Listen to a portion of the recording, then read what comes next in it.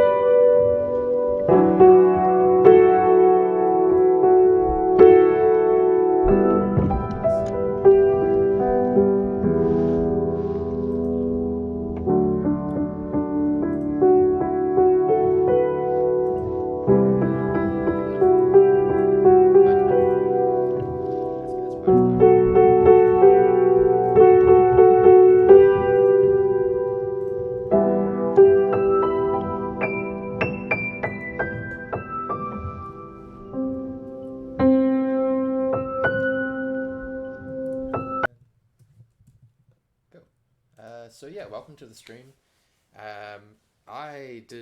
This is something new for me. I haven't done this before.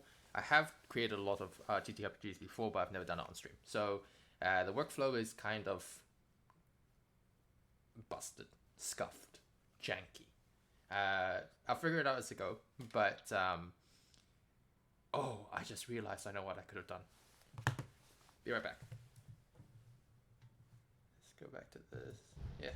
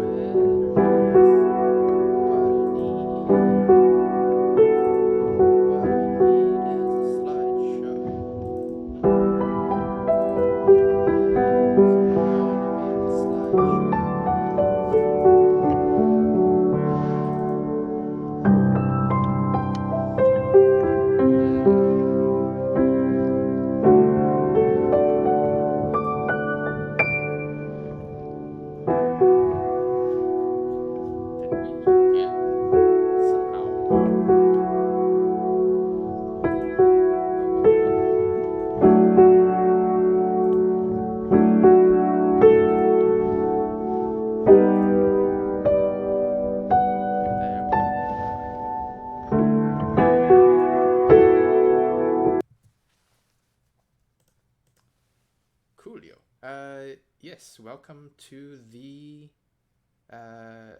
stream. Oh Lord, I'm gonna have to go back and get the music started up, aren't I? One moment. I'm a mess.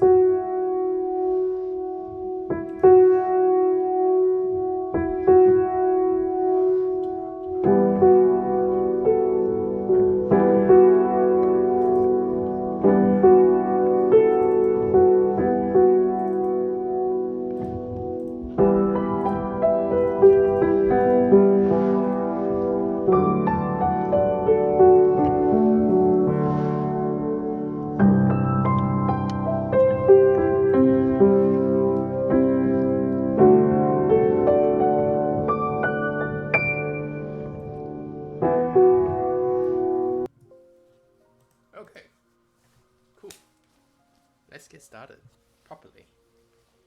So yeah, welcome to the stream properly. Today I'm going to be doing 3 things. So firstly, I'm going to be writing in 1 hour, which is part of the challenge. A one-shot TTRPG. That's the first hour, which I will set a timer on screen to actually do, so that I can actually see it, my own timer. The second thing I'm going to do this stream, which is why I'm actually starting early for the stream, is to work on my existing TTRPG, which is cooking, cultivation, cuisine. Wait, that's not it. It's cooking, cuisine, cultivation, cuisine, culture, which is a cooking and ciencia TTRPG. And the last thing I'm actually going to be doing this time around is technically not strictly a TTRPG, but the social combat design for the video game I am working on, which is called Asteria. However, I am going to be doing it in a TTRPG sort of formatting, just to kind of paper prototype the feature. So for this first hour, I'm going to be doing a one-shot, and my original idea was to go through a shitposting legend, Prokopets, who's also a tabletop game designer, and just go through the concepts list and pick out a concept that I really wanted to write a TTRPG for. Keeping in mind that I'm looking at doing the initial design for this particular thing. I'm not looking to format it, do the layout of it, but whatever I do will be going onto onto itch.io. But yes, so whatever I'm doing is going on Twitch because I'm currently streaming. This kind of format will continue, so I'll get this set up and be slightly less jank across the board. And I'm going to be looking to get Friday streams being this up until I basically have my schedule change that I can't do these streams anymore. But yeah, so that's the plan for today, and yeah, let's get started. Oh yeah, so first of all, the one-shot TTRPG is Cringineering. So the reason why I'm not doing that shitposting legends thing, and I probably will be doing it next week, but why I'm doing it today is what I am doing today rather is something that one of my mates said last night, which is Cringineering. So this is going to be a TTRPG about engineering cringe. Also partially because one of my mates I spoke to last night basically said that they didn't believe that TTRPGs existed that didn't follow D&D and Pathfinder, and so my immediate response was, "You what?" And my second response was, "I'm going to write you one." So they are going to playtest it along with their group, and yeah, so we're going to get started. So the first thing I actually need to do is figure out, because I have never been an engineer, nor have I taken the degree in engineering, but my friend and their friends are all students, most of them being in engineering, so university students that is. So what I will be doing is going and looking at engineering test papers to figure out what their main sort of issues are.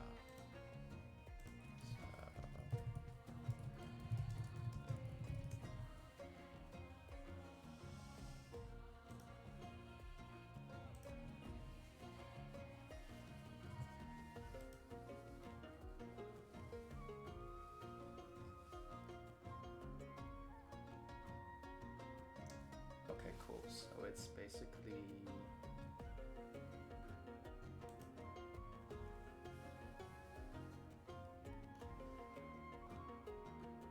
right. Let's set up the timer. We'll get started.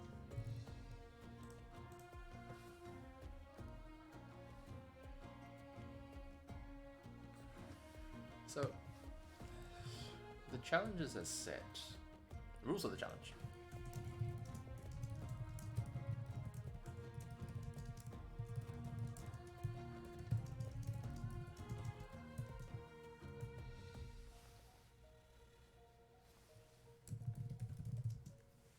Playtesting, not required.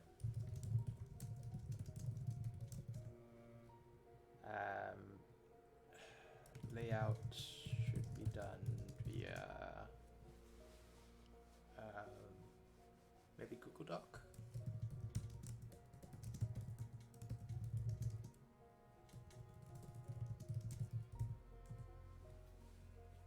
Okay.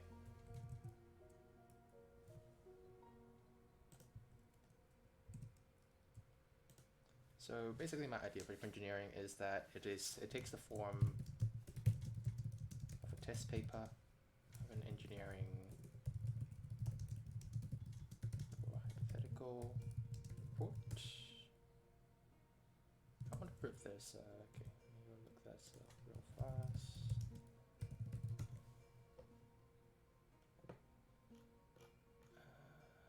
Okay. Basically a technical report for designs. So this is actually twofold. University student module and the workforce module.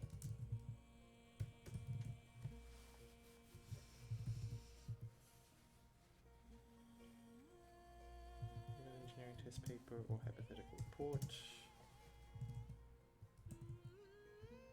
For crying out loud, please. Oh my lord. Go away. Engineering test paper with hypothetical report.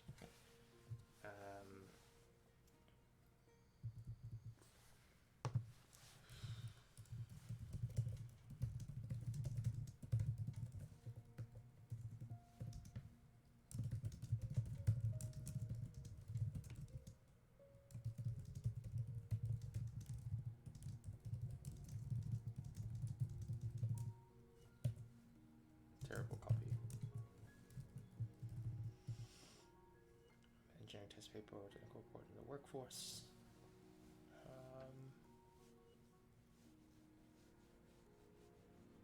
Okay. So standard GDD formatting, which is also effectively what a tabletop game effectively is. It goes introduction, rules of play, appendices, tables, etc. That's pretty much it. So let's get started.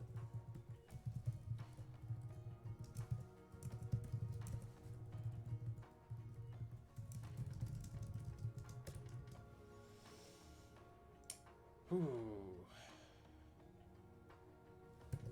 5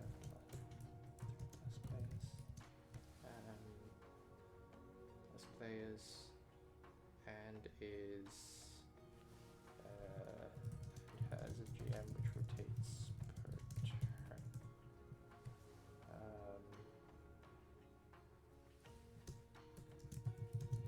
Budget. So budget considerations. So what we do is let's pick one of the two modules first. We'll do university student modules since I'm writing this for my mate. Play. So this is a core introduction, and then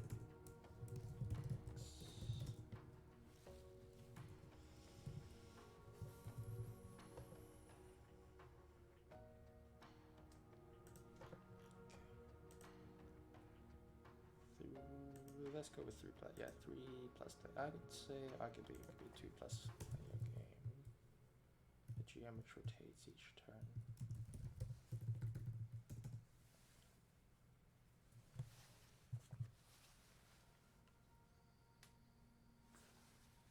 It requires 2 plus players because you need to be able to make somebody else cringe, and it rewards cringing.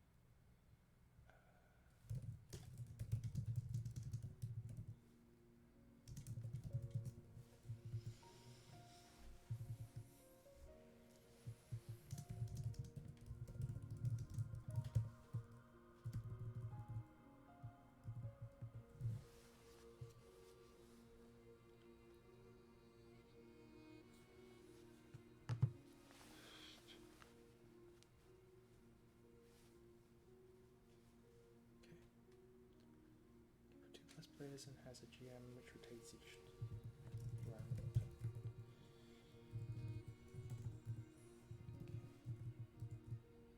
So let's go with the core.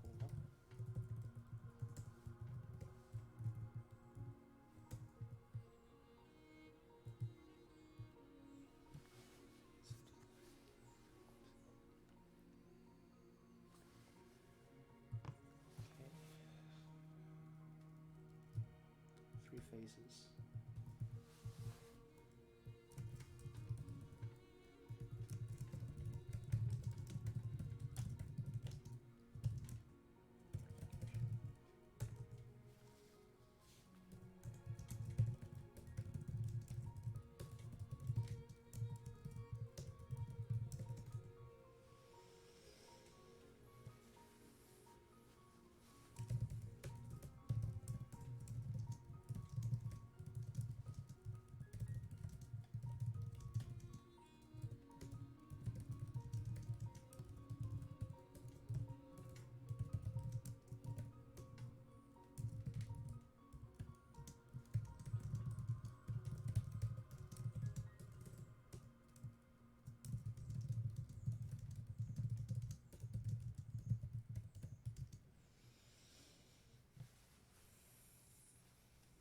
What's the story that I want to tell with this, or what's the kind of gameplay that this game is going to provide?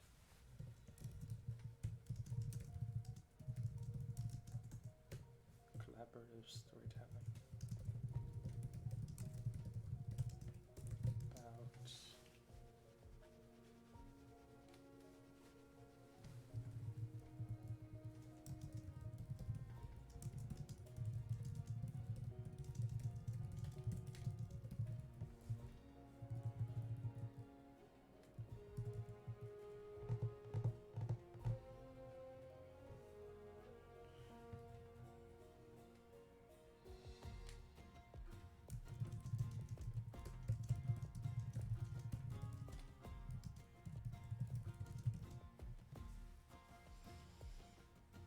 About to create a document that is equivalent to a war crime, to create a document which is as painful as possible to read from an engineering standpoint, a social engineering standpoint.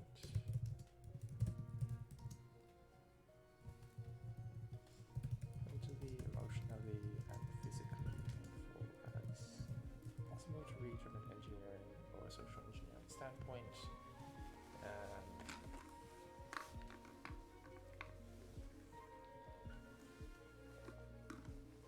To cause the players in the group as much physical pain as possible.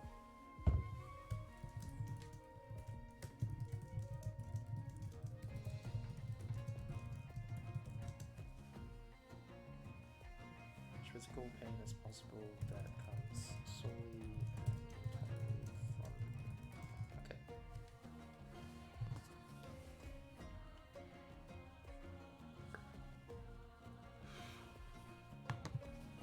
Like a horror game, but entirely about disgust.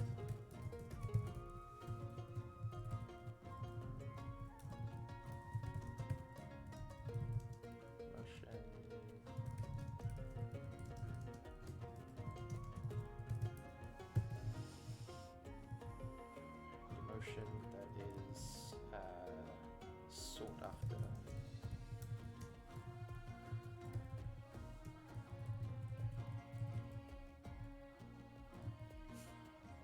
It's your first step out to the workforce, and you have been given a task.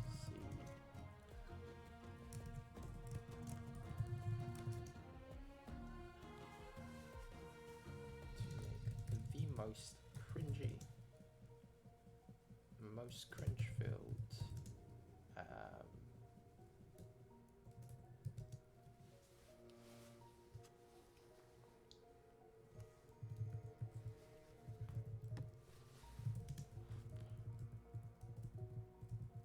and the different flavors of disgust.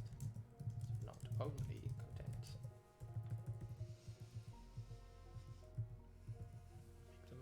cringy products that you can.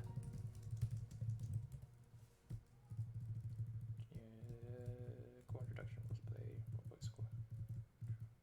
This is a game for 2+ players and it has a GM which rotates each round. So a GM which rotates each round is effectively the Cards Against Humanity model, which also is something quite similar. Discuss Offense is definitely a Cards Against Humanity thing. I don't know, do I want to do physical things with this? Physicality... Maybe I do, actually. Let's go with... So if I was... Okay, so first of all I need to pick a module that I want to make core. For...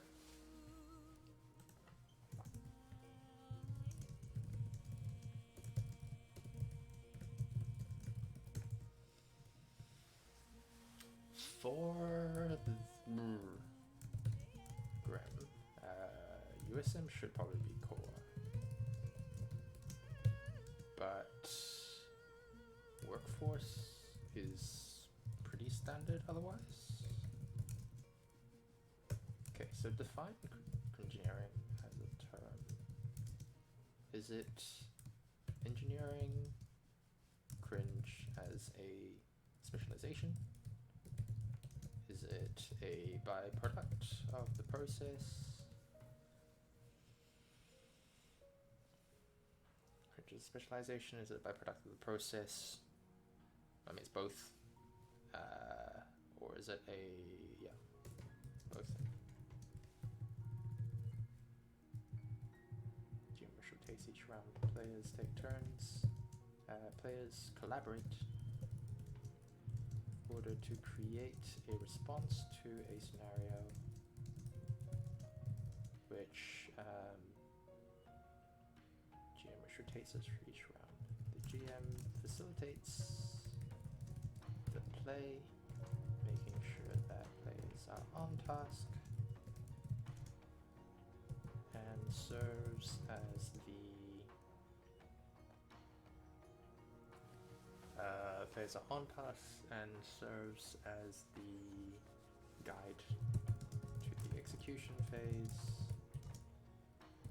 which also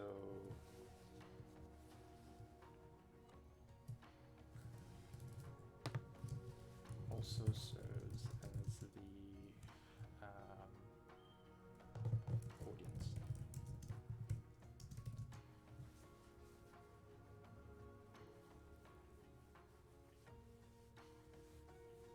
Absolute horrors is the plan. Absolutely cringe horrors is the plan. And the output of this game. So said the audience for the cringe. Let's collaborate in order to create a response to the scenario which creates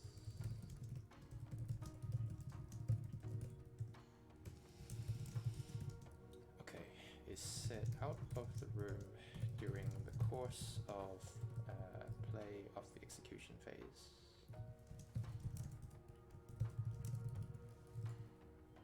Okay, that means the GM basically, that means that it needs to be timed, otherwise the GM has fuck all to do for like 30 minutes. This is a short game. Ooh.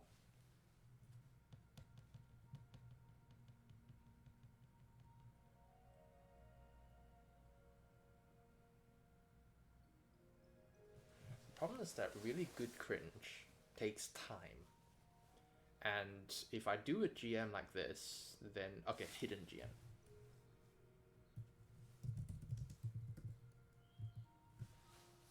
Which means that there's gonna have to be cards.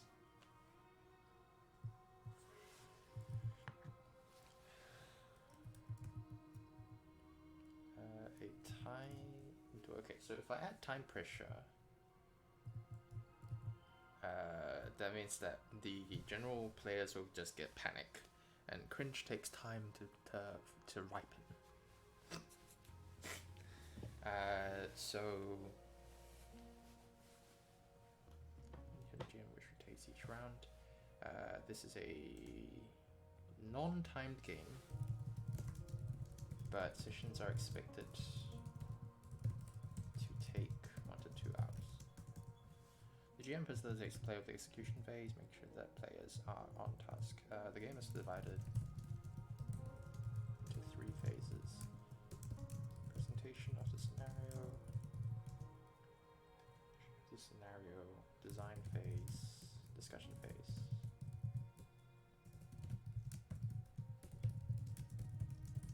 And execution phase.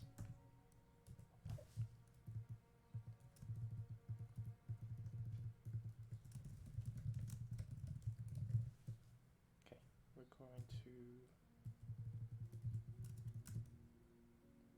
You and your team are you plural are a crack team of the finest cringineers. Crack team of the finest. I'm in full shitpost mode, so yeah, this is really on par for me. Cool. Let's check second time there. Ooh, geez, 20 minutes already. Okay. You are a crack team of the finest cringineers gathered to produce like Monsters Inc., but discuss.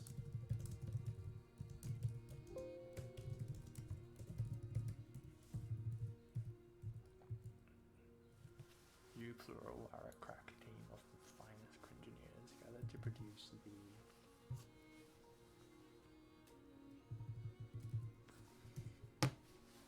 pulpy semi-steampunk?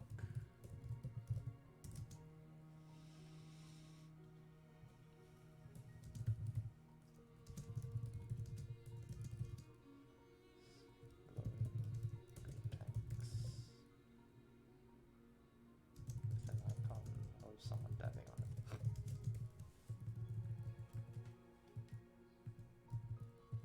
Engineers gathered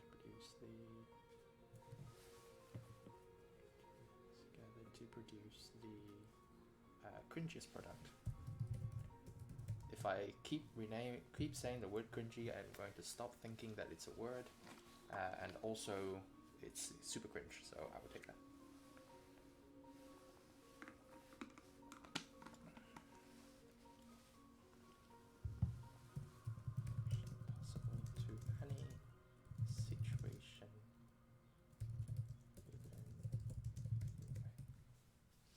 Scenarios may be taken as a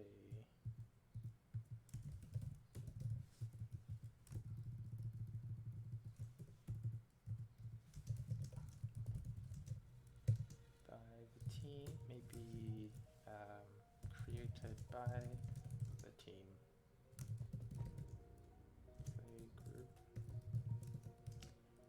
during the scenario, during an optional pre-gen phase, or may be taken from the pool.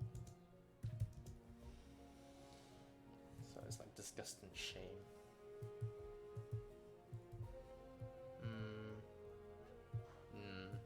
That's more of a flavor. Pool of established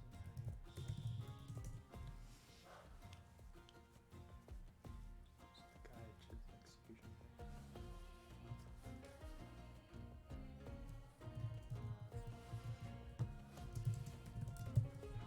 So there is a timer.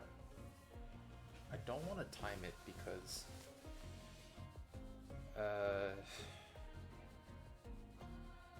that means it's a fill in the blank format. So that means that items required.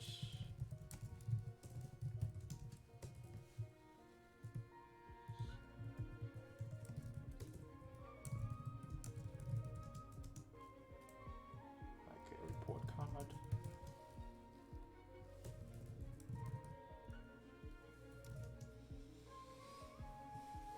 Like the layout.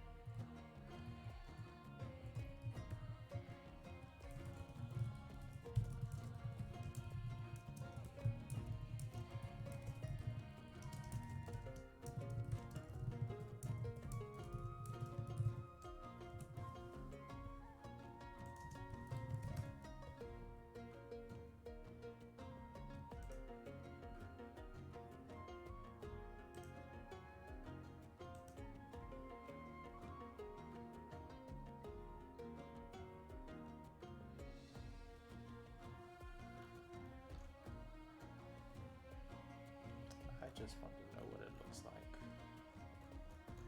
Please give me. Fine, I'll check GPT.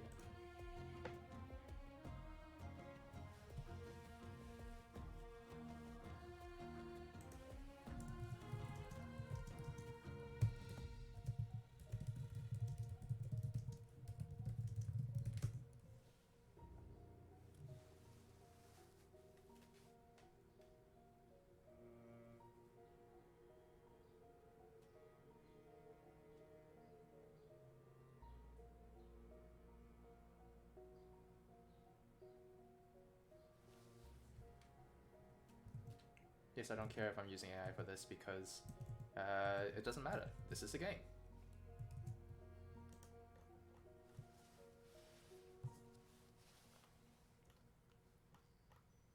If it's wrong, it just makes it funnier. This is a game for 2+ players. It has a hidden GM which rotates each round. This is a non-timed game which rotates each session. Which, oh, has multiple? Okay, so if I do hidden GM, basically what happens with the hidden GM? No, okay, so I don't. The USN basically just changes the modules change the fluff and potential pool of scenarios. So the hidden GM is a system where the GM knows who they are. And so is sabotaging the knows who they are. Okay, so what's the reward at the end of it? It's basically mapping somebody's taste and cringe.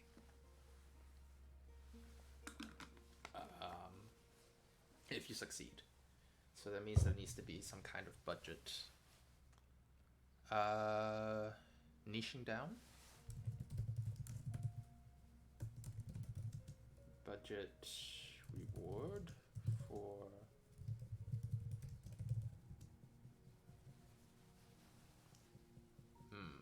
okay. What I want is for everybody in this player group to be cringing and laughing and potentially bullying somebody. Let me write that down.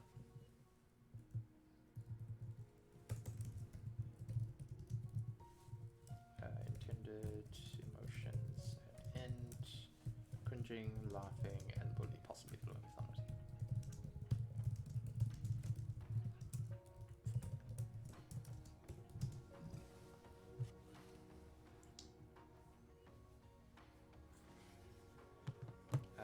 I want everybody to be able to take part.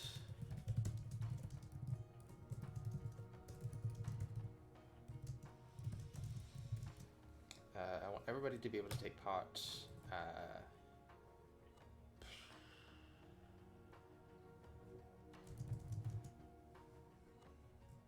Take part and to reward the incredibly potent end result. The cringier, the better.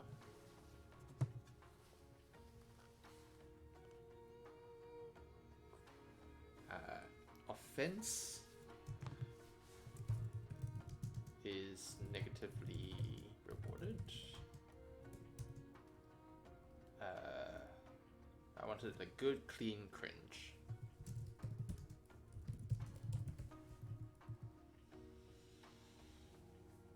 I don't want to have an output of pure, like, Nazi jokes, because that's, yes, that's cringy, but that's also offensive as shit, and I don't want that.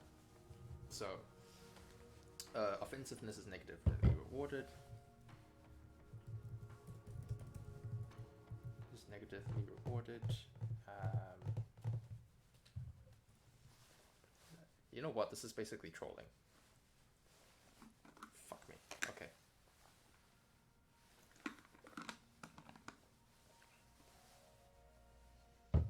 I want to keep it self-contained if possible. Offensiveness is negatively rewarded. I want pure cringe. Shame. So the finest and purest disgust, not. Okay, so flair. It's pure disgust. And social disgust.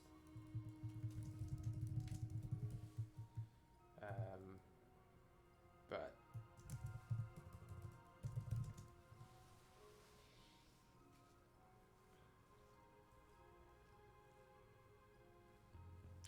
content.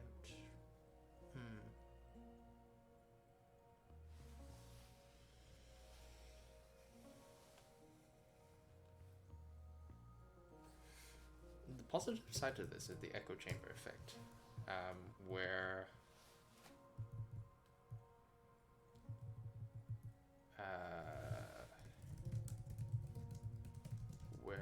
if the group is all of the same mindset, then something which is cringy. Oh, but then you get stuff like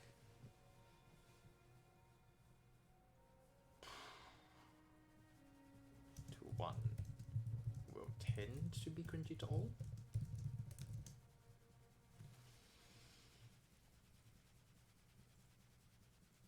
I do not want to set groups of cringineers upon the wider internet.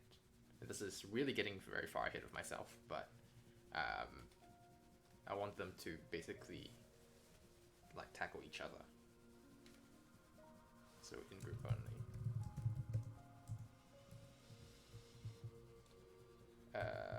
I want to punish groupthink and reward group socialization, tribalism, I guess. That's a very different. Okay, so punish groupthink, but reward group tribalism.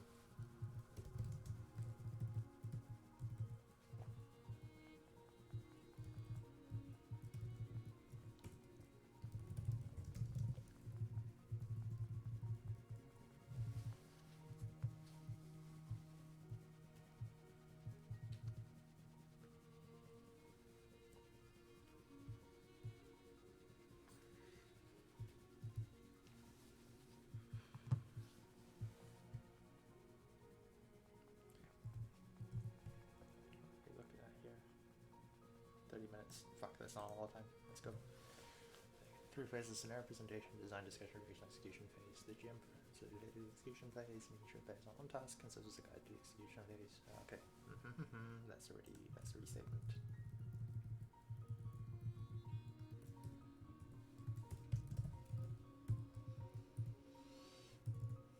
Possible in the unknown GM. During the design scenarios can be created by the team, play group, from pre-gen phase, or maybe taken from the full established scenarios. That's that scenario presentation. So items required.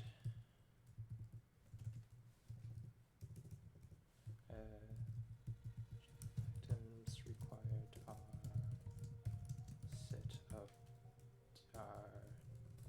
D6.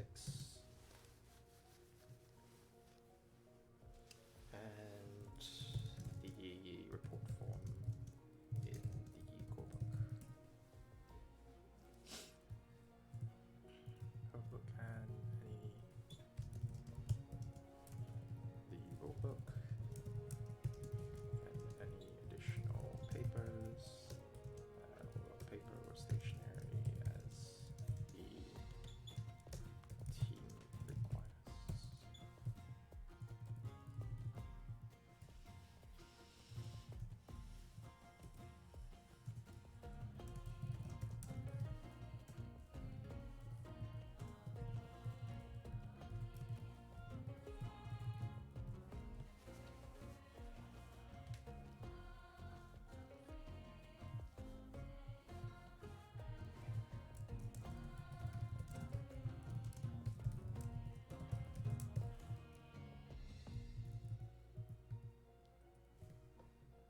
What's ChatGPT come up with?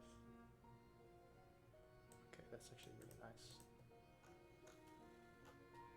preferences, appendices, recommendations, conclusion, discussion, results. So it's basically just an experimental report. So that works out.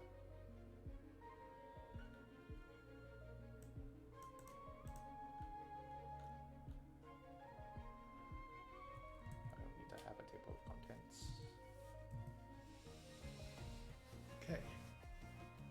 Probably we'll go with color-wise, graphic layout. Blue and the dark blues.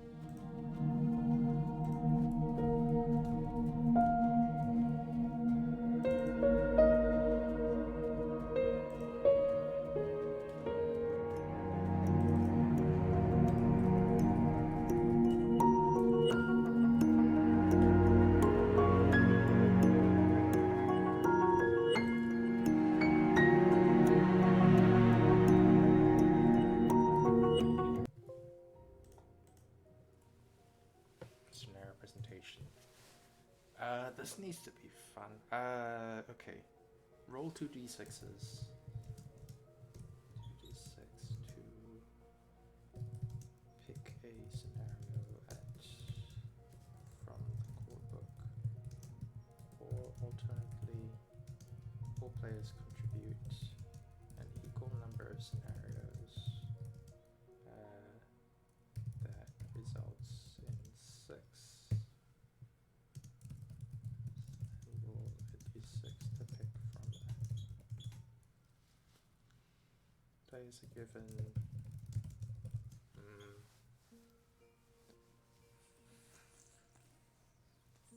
30 minutes?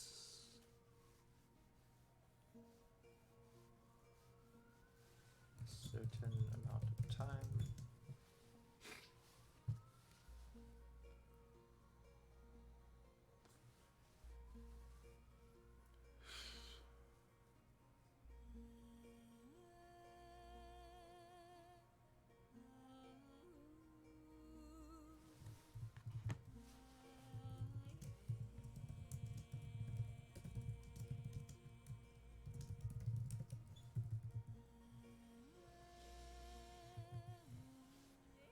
Players are given a certain amount of time to create a series.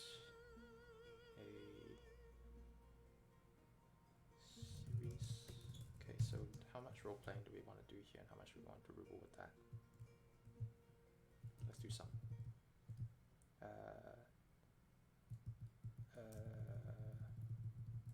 Can be assigned roles from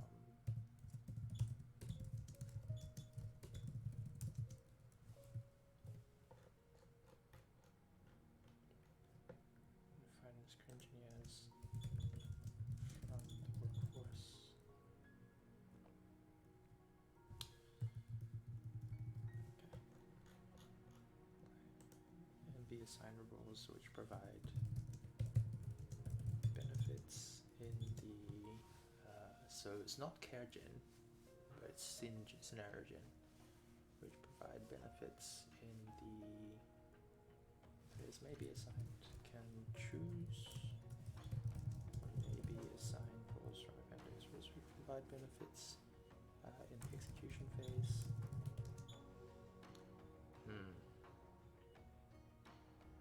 Yeah, okay, let's do that.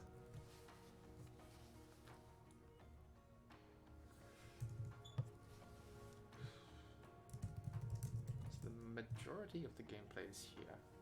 This design discussion phase.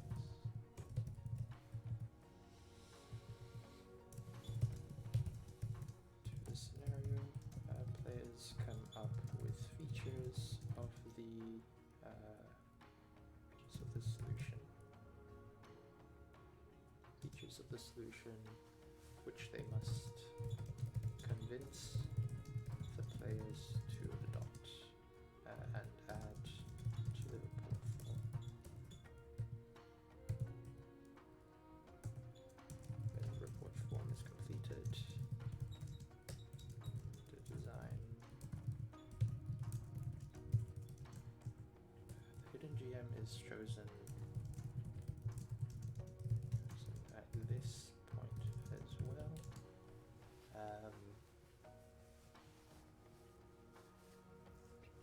This point as well, which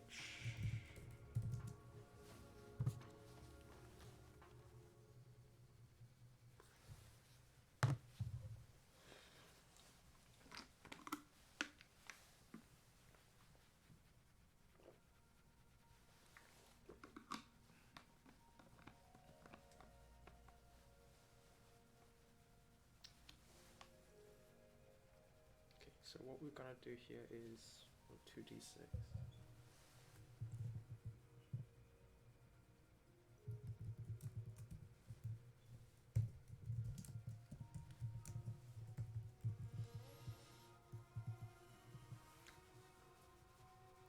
The assigned rules from Appendix B rules, which provide benefits. This will probably be edited as I do scenarios. The hidden GM is chosen at this point as well, which is each player rolls 2d6 to be assigned a work number.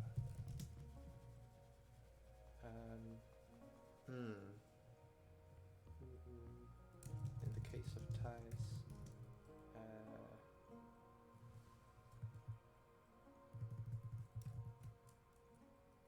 D20 be assigned a work number. In the case of ties, may choose to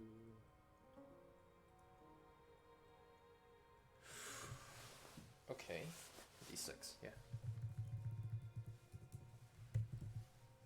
So ties the higher. In the case of ties, roll again.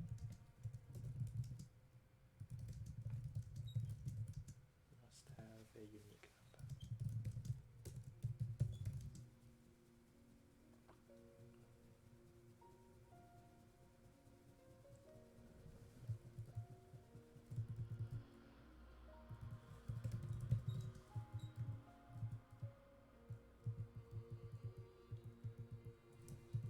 If playing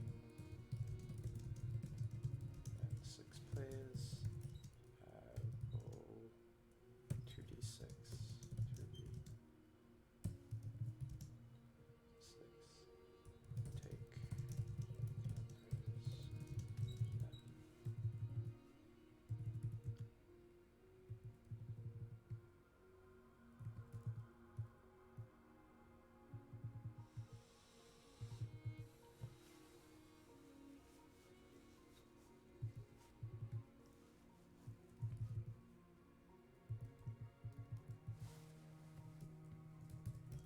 If while rolling,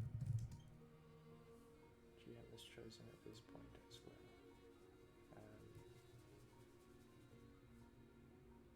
No, the hidden GM is chosen in the design phase.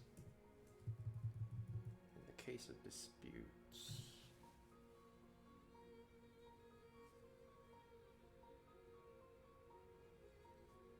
no, it's done in the execution phase.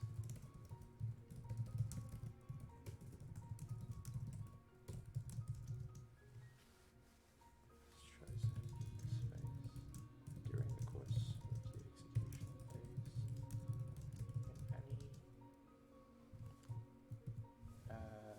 rolled number to the work number of become GM of the. I wouldn't call it GM then in that case. As a heading of it.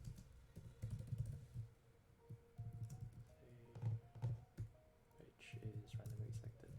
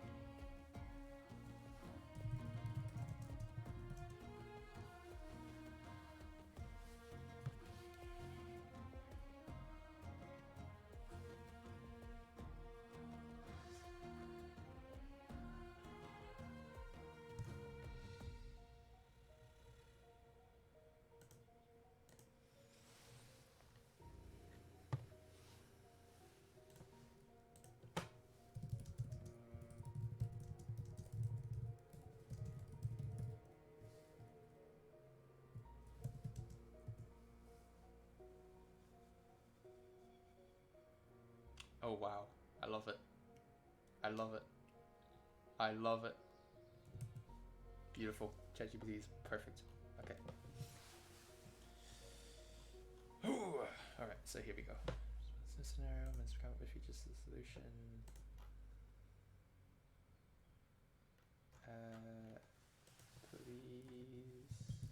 Please give me 20 scenarios, 20 cringy scenarios in a group environment, a workforce. Oops.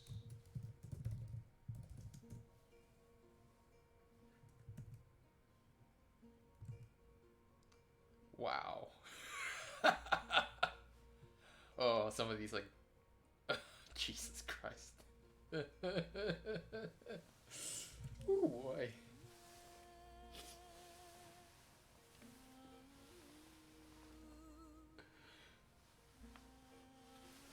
Okay. Experiment will camera in case of ties, we'll get experiments in unique number.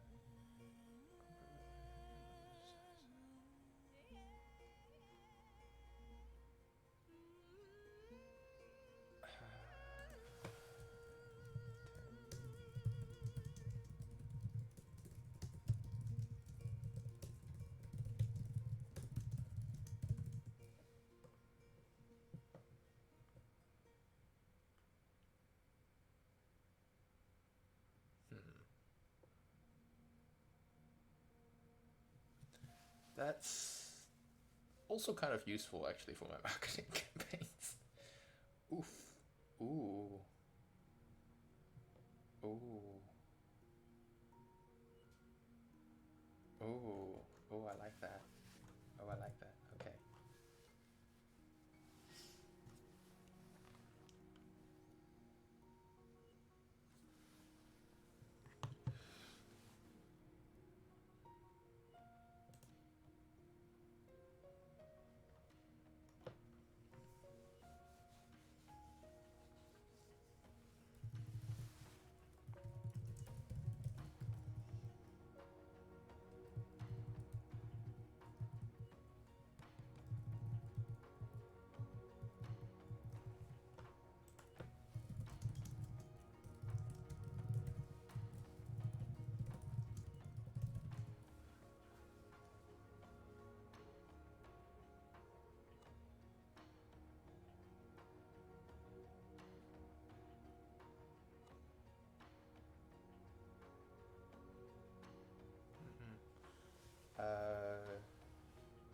No, that's not true. Okay, stop that.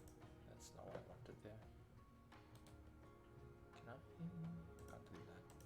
Give me 10 physiological responses of cringe.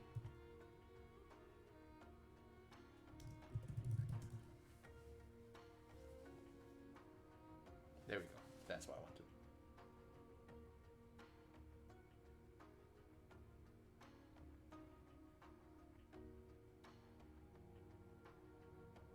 Some of these are internal, which I don't need. That one's good. That's a great. Okay, and then grow. Okay, so we do here.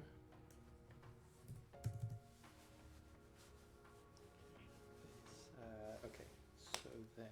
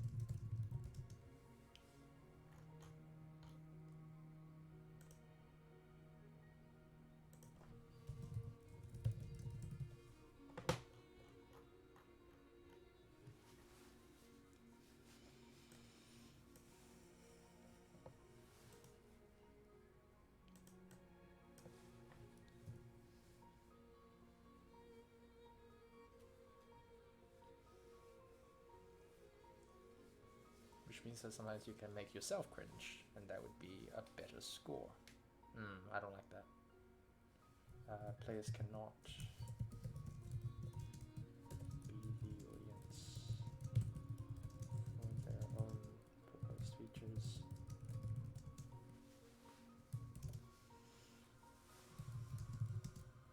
This is rolled, and they will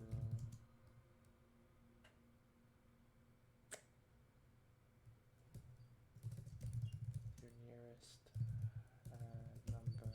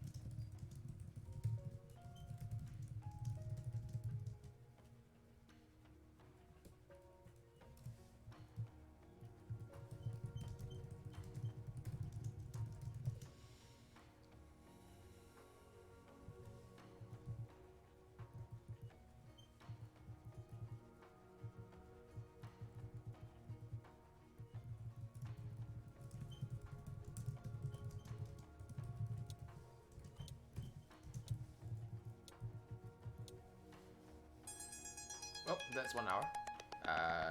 I'm actually gonna keep going very briefly. And then, yeah, we'll go to the second phase very shortly. I really want to finish this. So, the total rolls added together are more than the success number. The feature is added to the feature presentation document.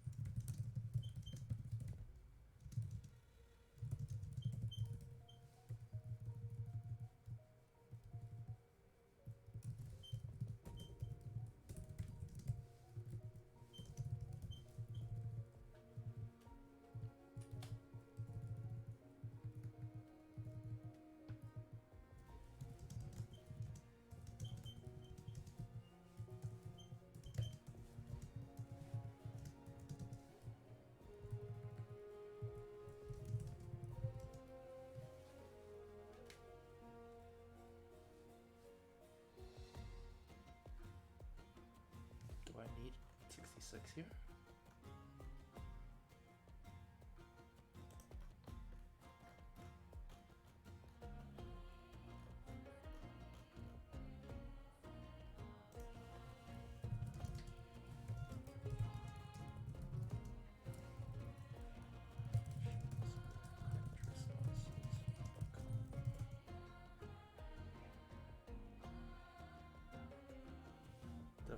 Holy fuck. That's not meant to happen. Hello?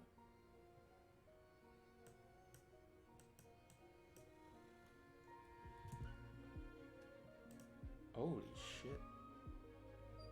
Okay, I hit a keyword apparently. Oh, okay, I didn't.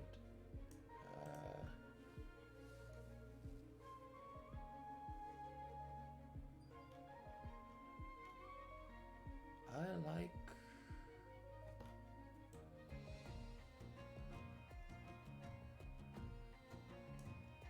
that. I like this one.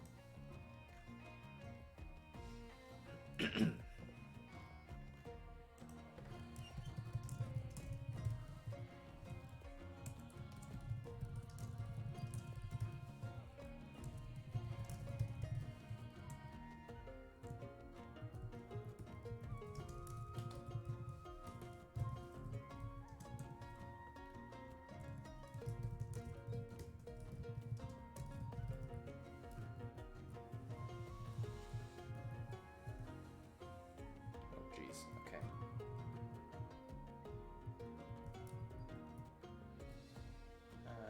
And roll the table B if further specifications right.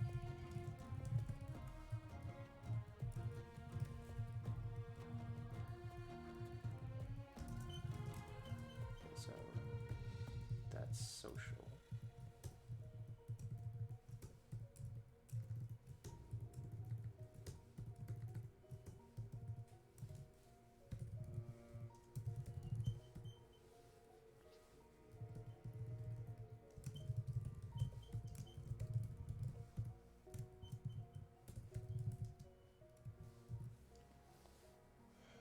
Material engineering, urban planning.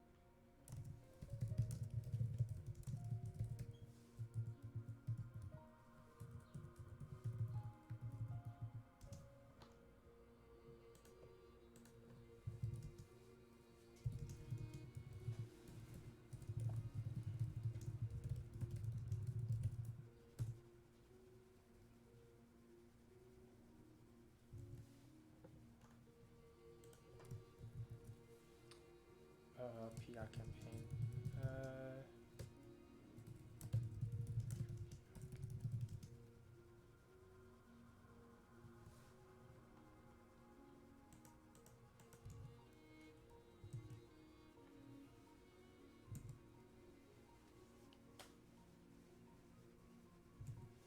Speech writing.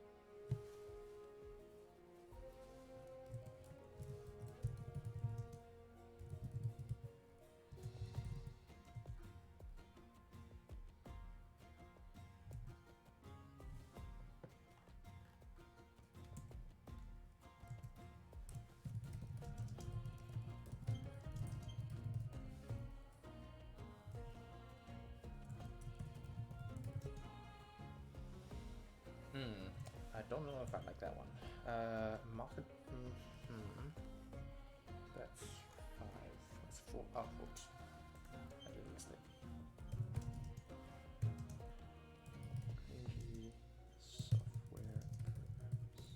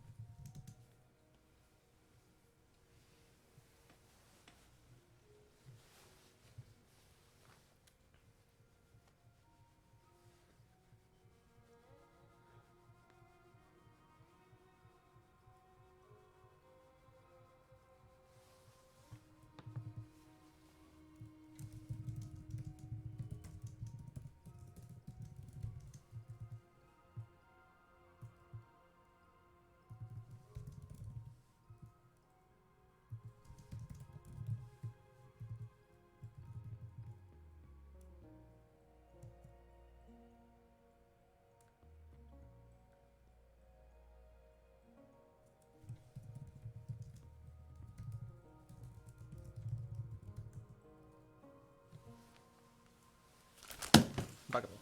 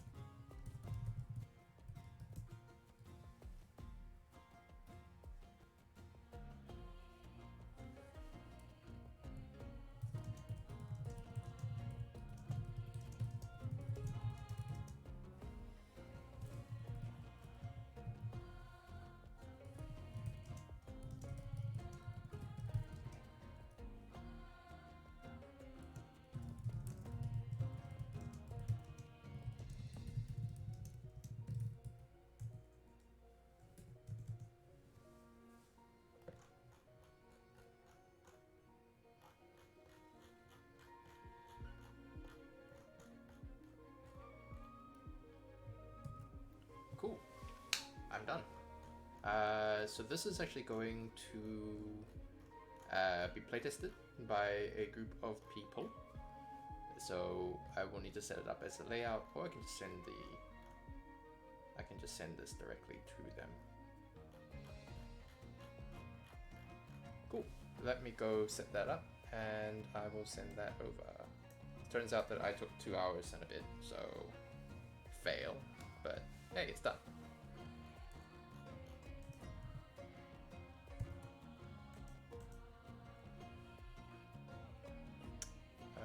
Okay, let me go send that off.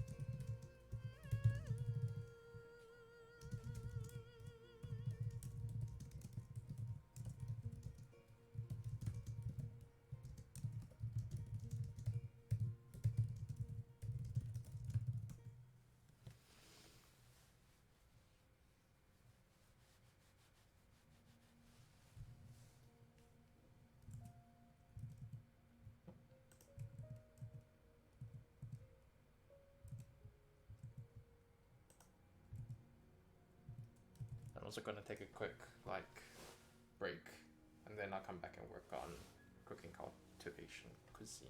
Wait, no, what's it? Cultivation cuisine culture. Fuck me. Okay, let's do.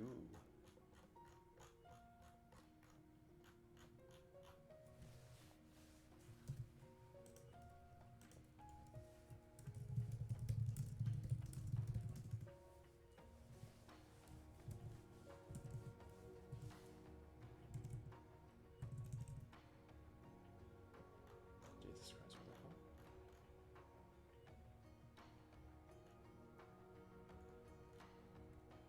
What the hell? Why is my stream not functioning? Huh? Is it not looping? No, it's looping.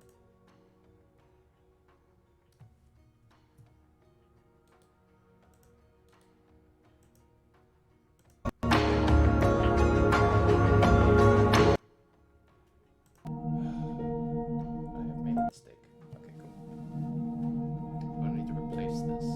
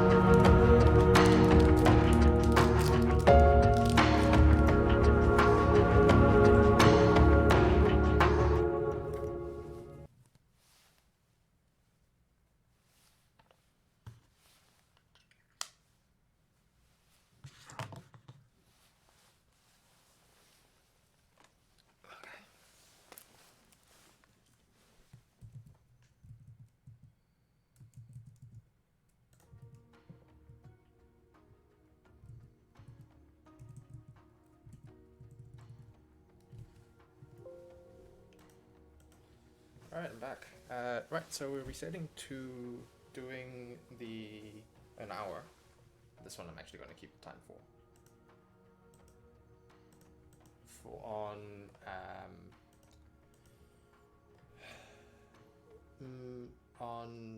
this one I'm working on. So this one, I'm going to spend some time working on the actual systems.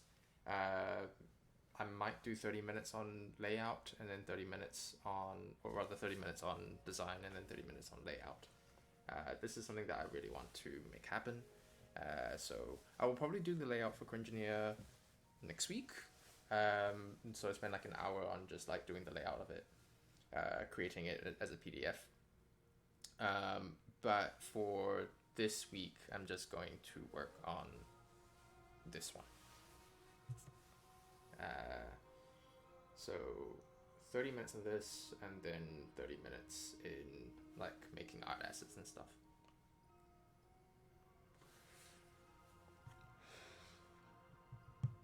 So this is a cooking and ciencia TTRPG. I already have a lot of these systems. I'm just going to quickly make sure that I have that set up. This one's a little bit bigger than the rest. Progression is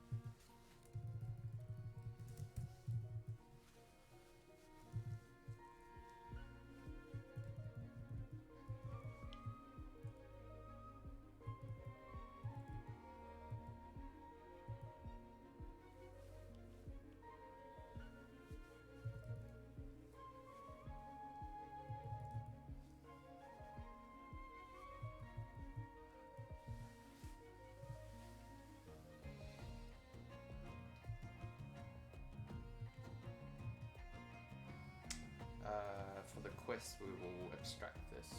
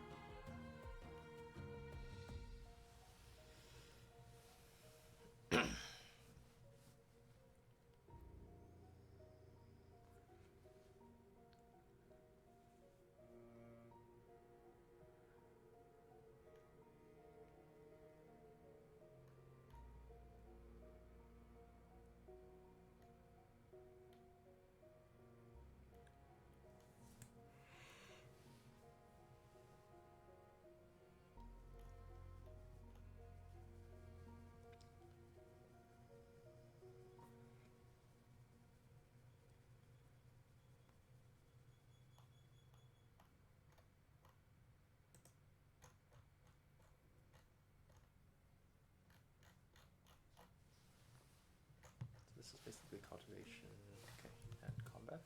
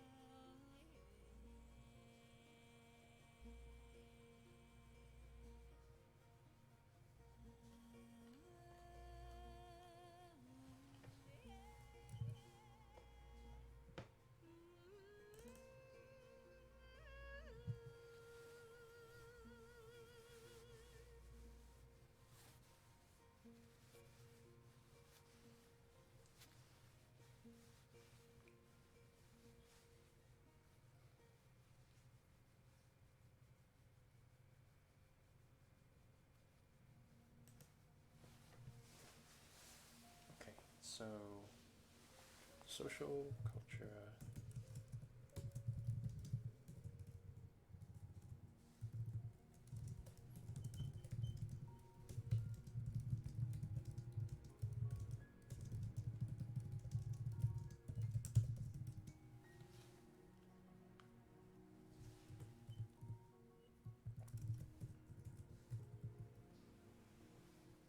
NPCs. NPCs follow strict sense.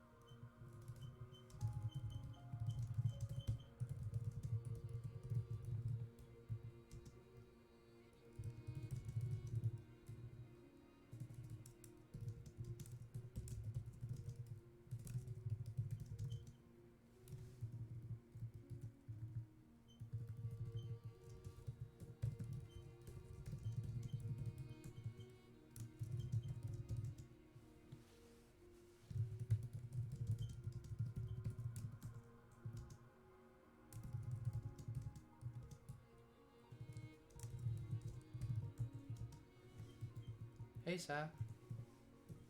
So you've missed me actually finishing the one-shot RPG that I did just now, um, which I took 2 hours to do instead of 1 hour, so I did fail the challenge.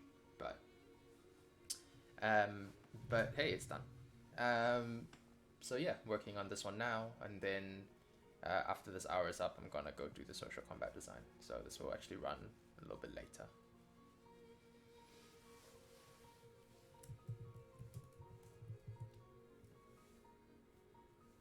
No worries. I know you at work. Based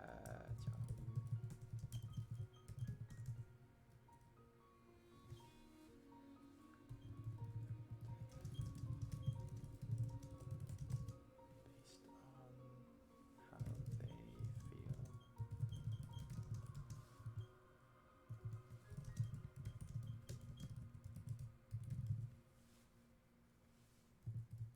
Cells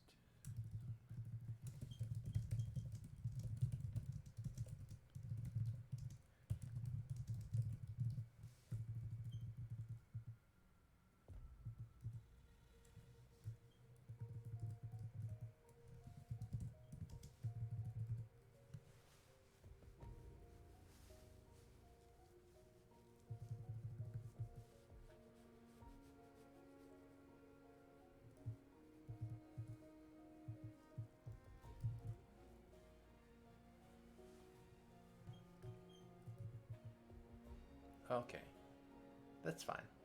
That you're missing the stream tomorrow. That's okay. I think tomorrow I'm mostly doing some bug fixing. Anyhow.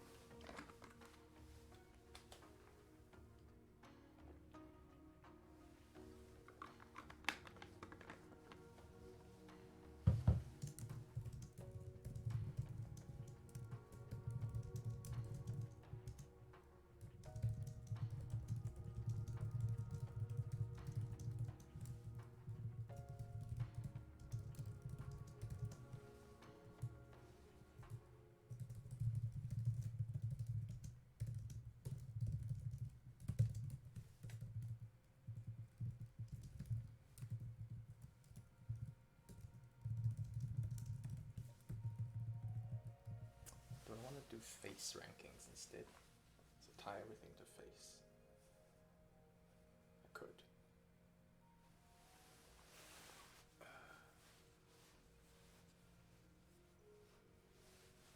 What's my timing here? Wait, did I ever... Oh, 2 minutes, okay.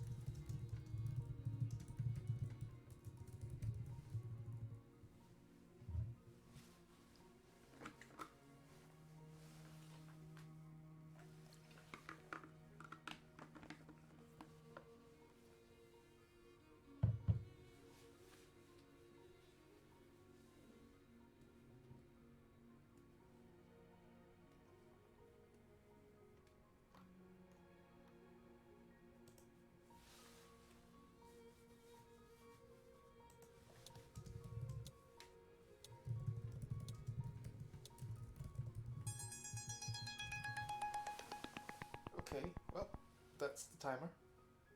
So I'm gonna go on break, and then I'm going to come back and do the social combat design. I'm actually super excited about doing this again, this one. Although some of my rules are a little bit obscure now, reading back on it. I will need to put numbers into here, but yeah. Cool, on break.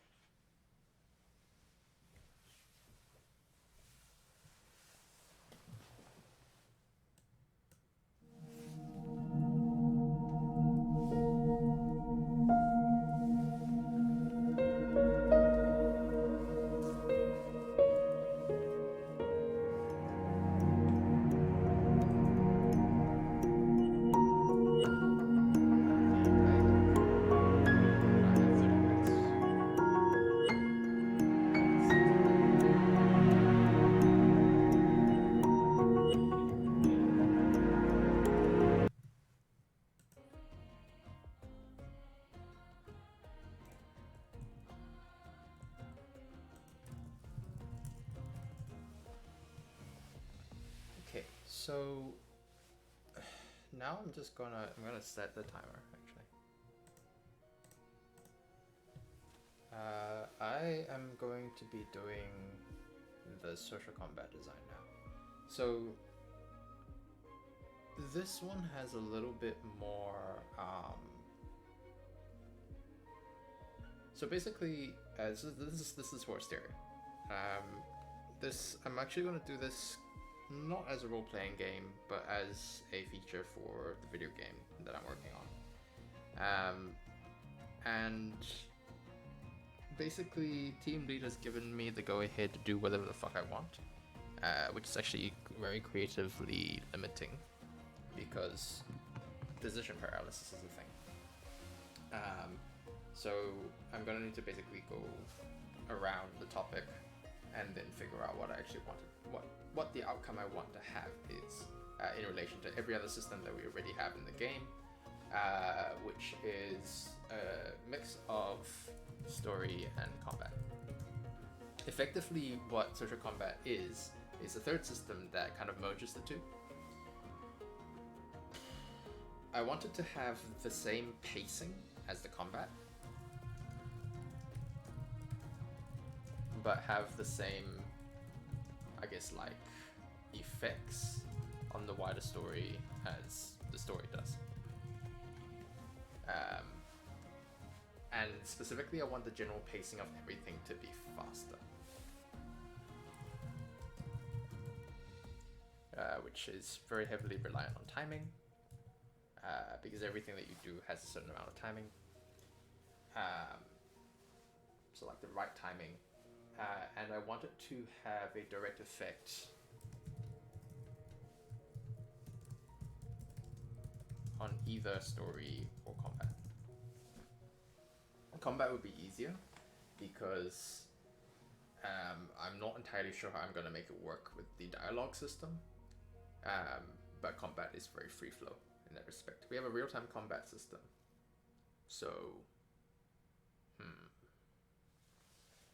how would I... So I don't want this to be a system that's really hard to learn. I don't want this to be a QT, like a quick time event. I don't want it to restrict the kinds of story that I can tell. I want to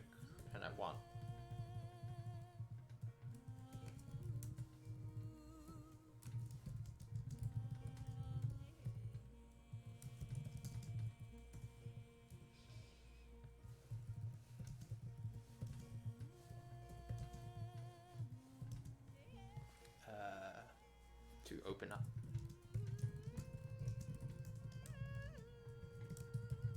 I'd like it to be native, but realistically that's not going to happen. So I don't want it to involve randomization or limited.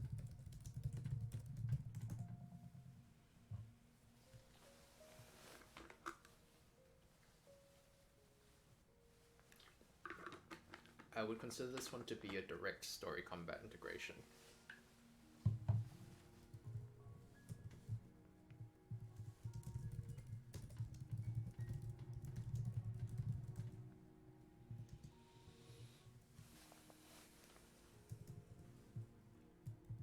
So basically narrative, ludonarrative integration.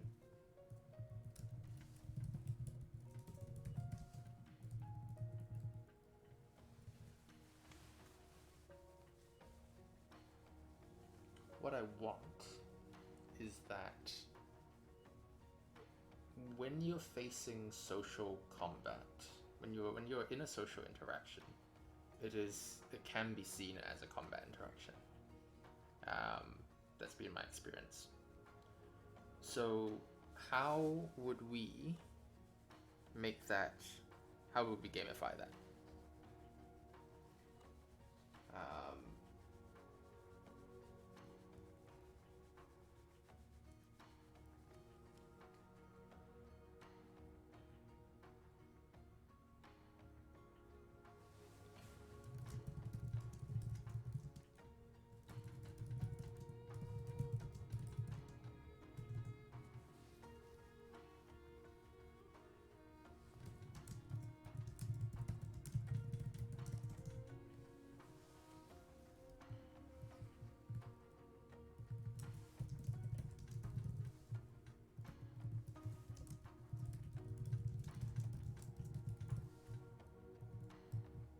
I want it to be integrated with the other two systems as well, which is the combat system and the story system.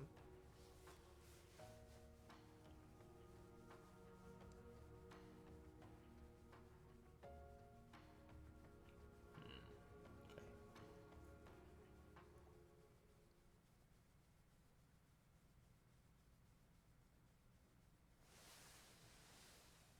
So then I have... Okay, so this is like... So the story system is for when it's relatively slow.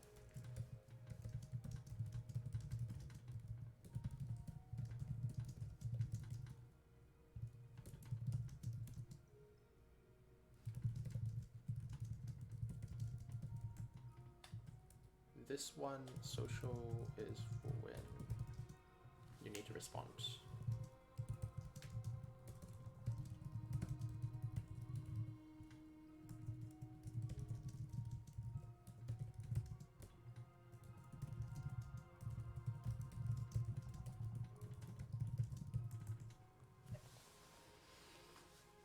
Ideally, I want players to be able to play through the game without having direct combat.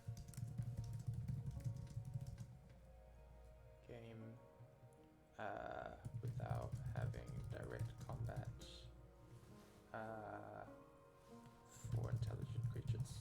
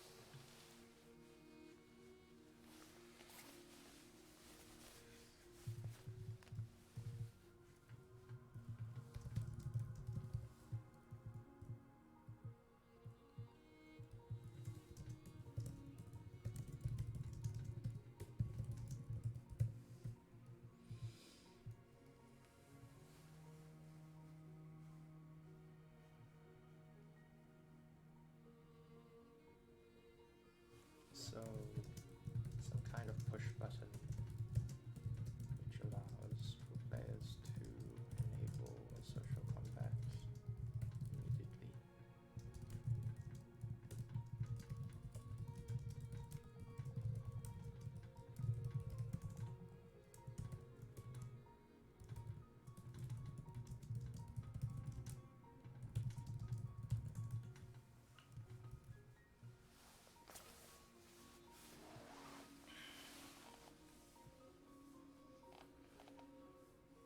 I do see this as a variant on the combat system, but also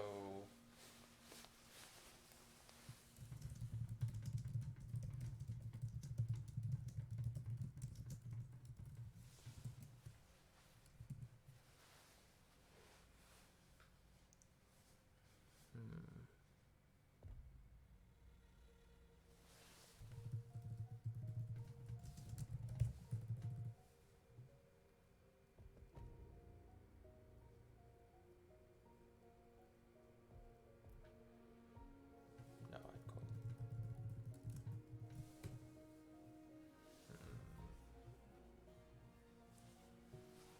So this is actually the same split that I was just doing in cooking, in cultivation, cuisine, culture, which is the social strength and the personal strength split again. But more RPG related. So I could just steal some of my own mechanics. Face, reputation. Reputation being liking.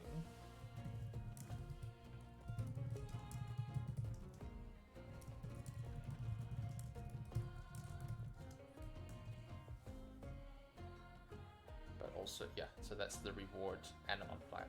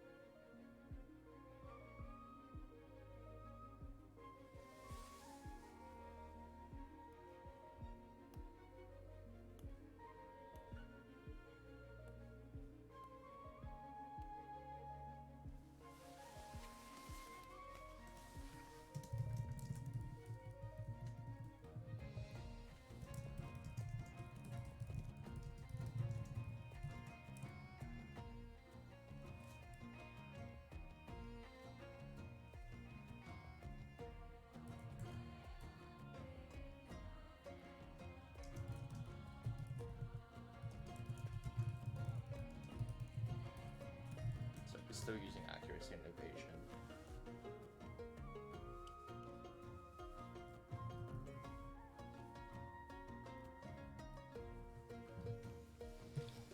So how does this work? Combat as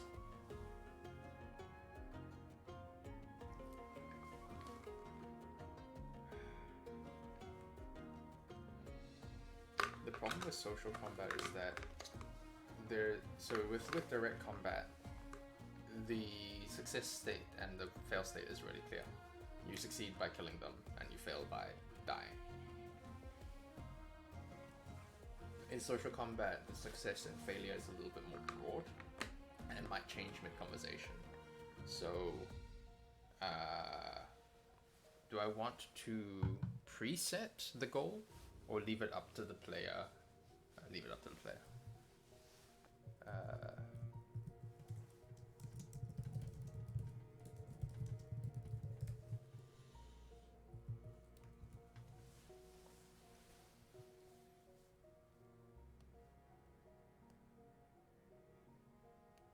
I do like that friendship bar, or like success bar, but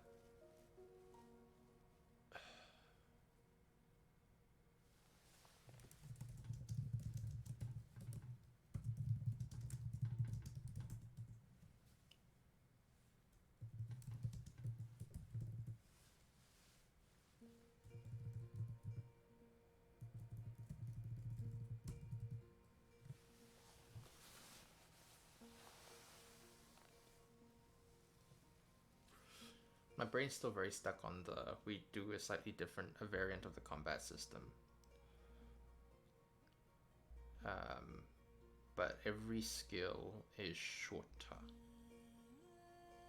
So instead of it being whack the enemy as fast as possible, it's like an equal exchange of proactiveness and reactiveness.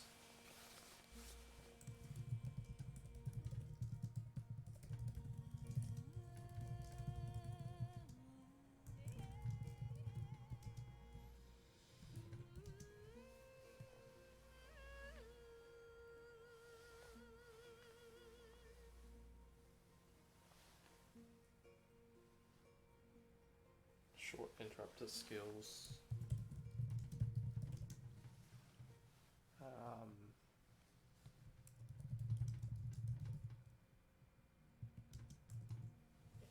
Or rather, I don't mind so much I do mind the QTE event thing, where a dialogue screen might pop up by saying stuff, but if you do,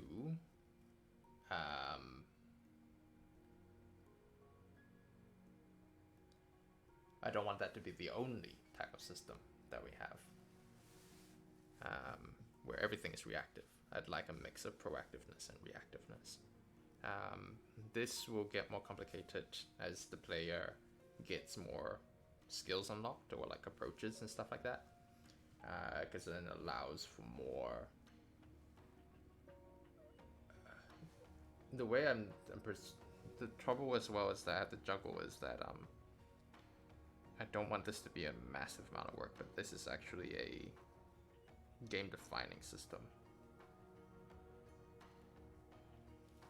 But then again, I'm sure Team Leader will tell me if it's too much work, and we'll probably cut it down. So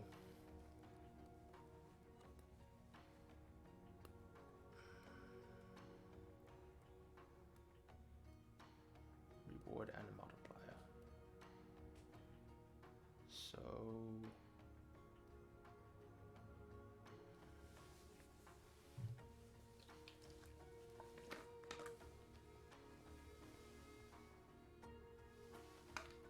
the reward is just to get to a certain relationship level. So that's a success state.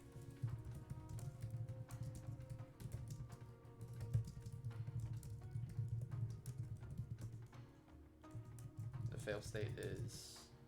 There's no fail state. The fail state is a communications breakdown, which then usually leads to either the encounter ending or combat.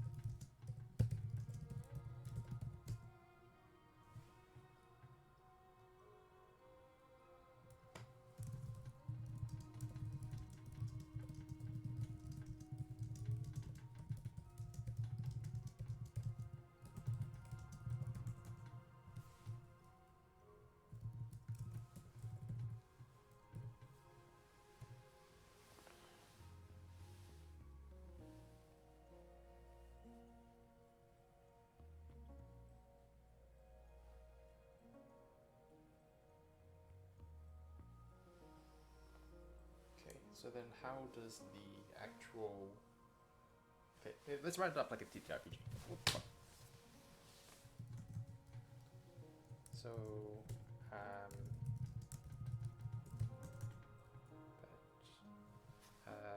this is a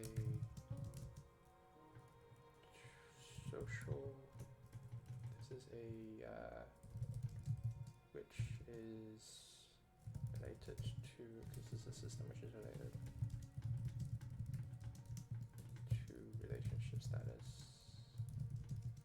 or level goal.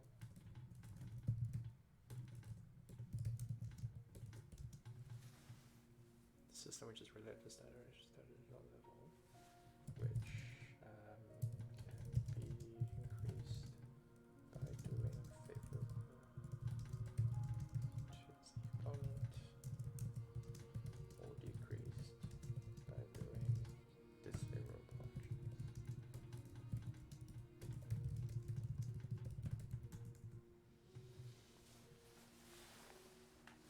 Opponents may initiate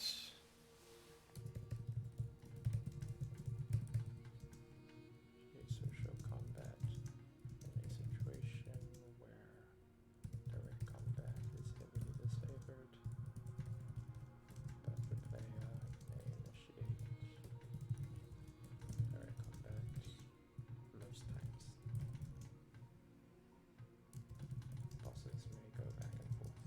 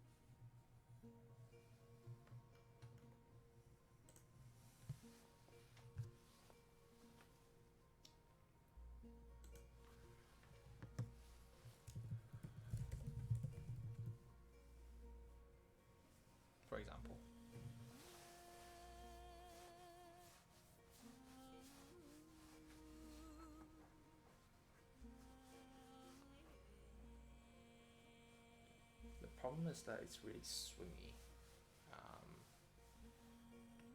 The way that I've created everything so far is that 5 and 10, 15 are pretty stat.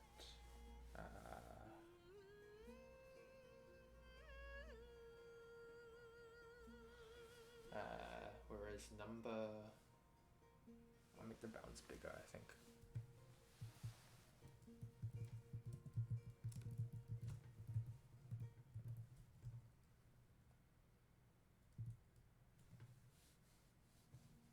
Okay, so it's not a set.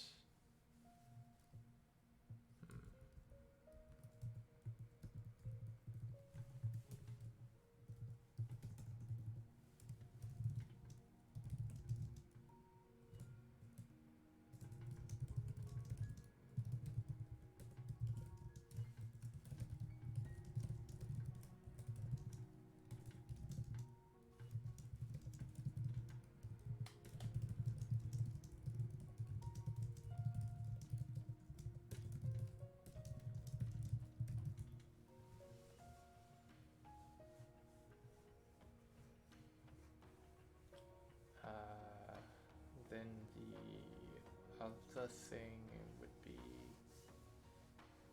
social combat.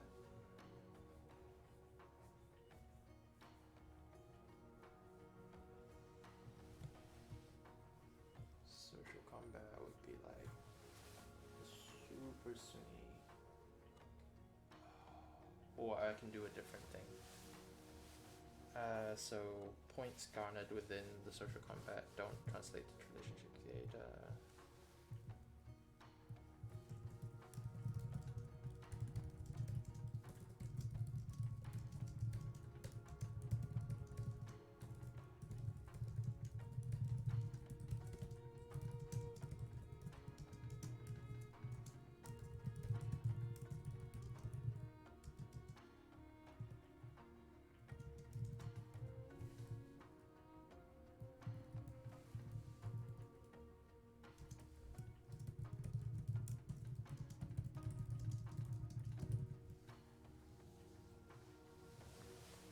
So that means that you'll have the opportunity to engage in a lot more social combat. My general thought is that Frida is a social combat thing, whereas Avon's mostly story based.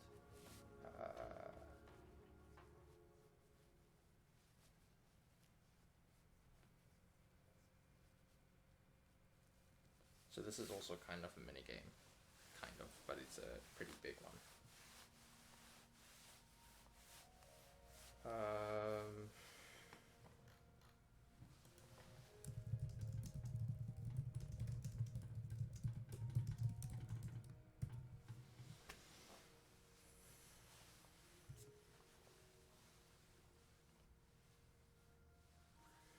So dialogue.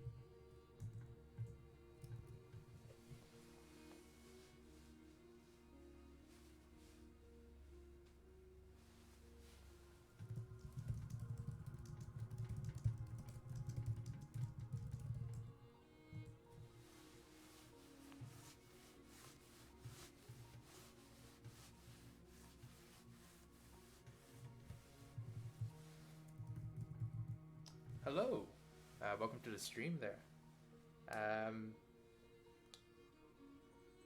I'm doing alright. Right now I'm just working on a social combat design for Asteria, which, yes, I know I'm doing it in the tabletop sphere, but that's because the earlier in the stream I actually made a new tabletop RPG, wrote one, and then worked on an existing one. So this is sort of linked. How about yourself? How are you doing?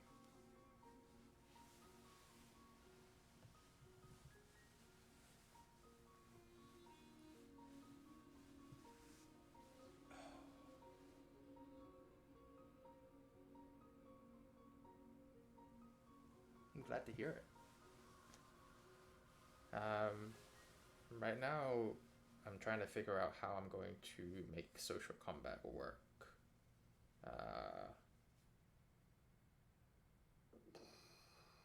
Given that social interactions, basically I want social interactions in this game to be more than clicking things on a tree. But I don't want to restrict the type of social interaction that you can have, because that gives me more space for design and writing in the future.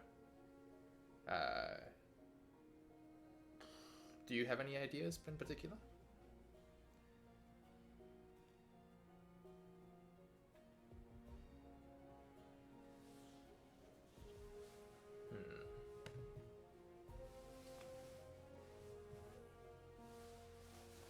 I think what I might do is like maybe points, like a point system.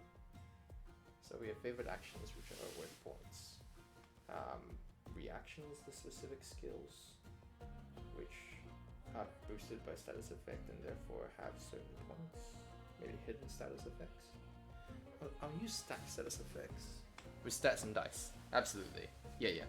I mean, this is a computer game, so the dice is rolled by the actual game itself.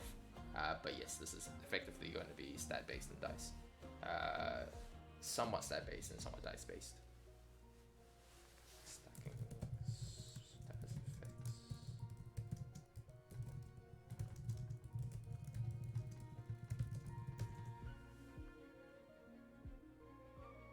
Oh yeah, just how BG3 does it? Yeah, but I have not played BG3, but I have seen it. And BG3 is effectively D&D, well, D&D or Pathfinder, but written in. In some ways, it works really well, because everything is already pre-written. So it's just like effectively it's a binary choice. Like if you roll high enough, then you will get a success statement, and then if you don't meet that particular difficulty class, then you just get something else. It's a lot of binary choices throughout BG3, like a ton, absolutely massive amount, which is great, and of course that gives you something fantastic.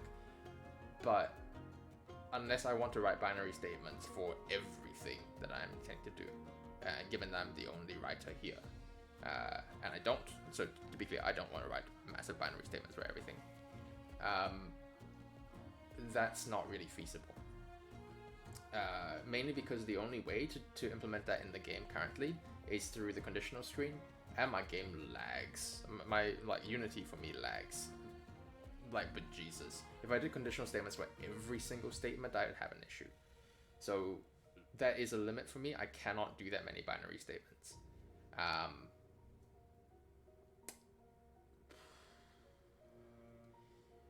You know what? That's good. Let's pop that in there. That's a do not want.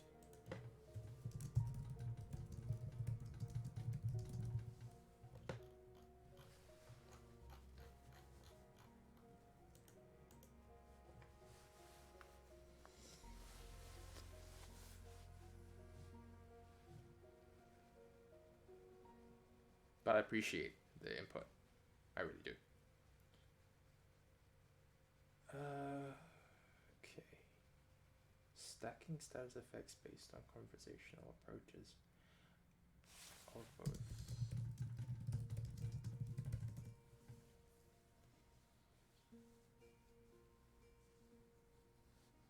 you kind of have to keep an eye on the status effects, which is something that you would normally do anyway.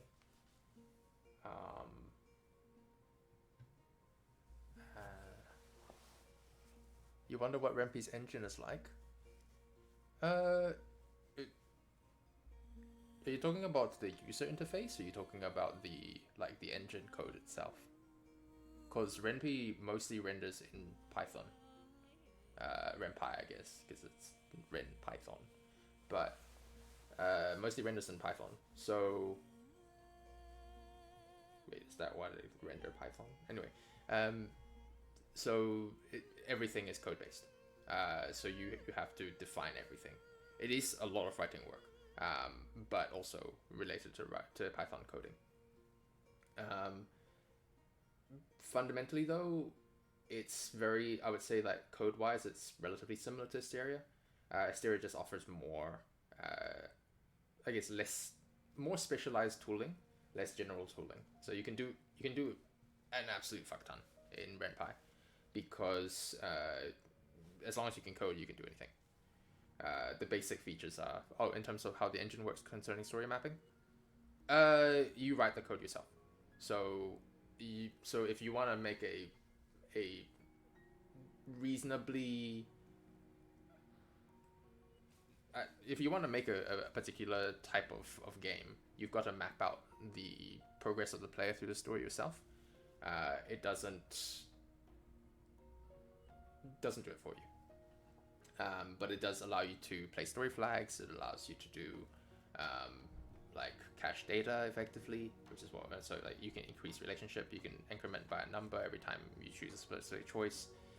Basically everything that Asteria does, RenPy does, because we took it from RenPy to begin with. Or I asked for that feature because I have used RenPy before. I personally don't like working in RenPy only because I hate coding. And you need to work with code if you want to render with RenPy. If you want to compile with RenPy, sorry. So that doesn't particularly affect how I'm designing this particular system, because you can do whatever I do now, you can also do in RenPy. The engine doesn't have any effect on this. I'm trying to figure out a way to create a specific design outcome via a system. So I'm just straight up designing the system.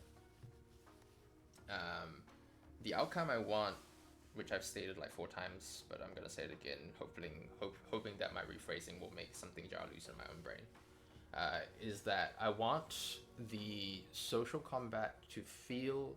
I want a player who is actually socially skilled in their own right to be able to do whatever the fuck they want in social combat and get the result they're expecting.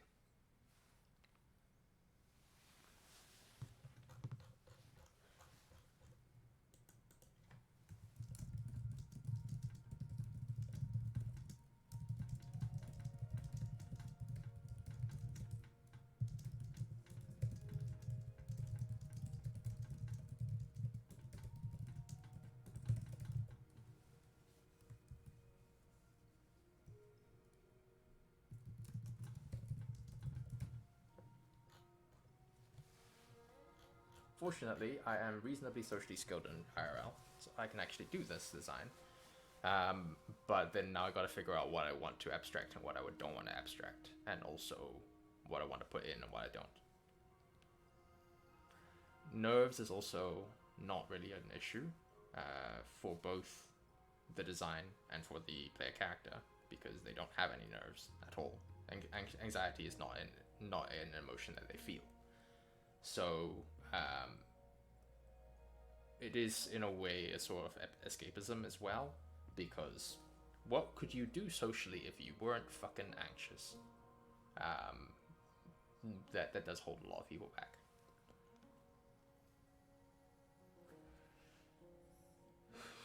And how do I render it in the game in such a way that it does what people expect? In social interactions, most of this is one-on-one, which is the only issue. We have the option to do multiple, I guess, characters, or multiple opponents. implementation wise, but also in the design. So I do want to cater for multiple opponents.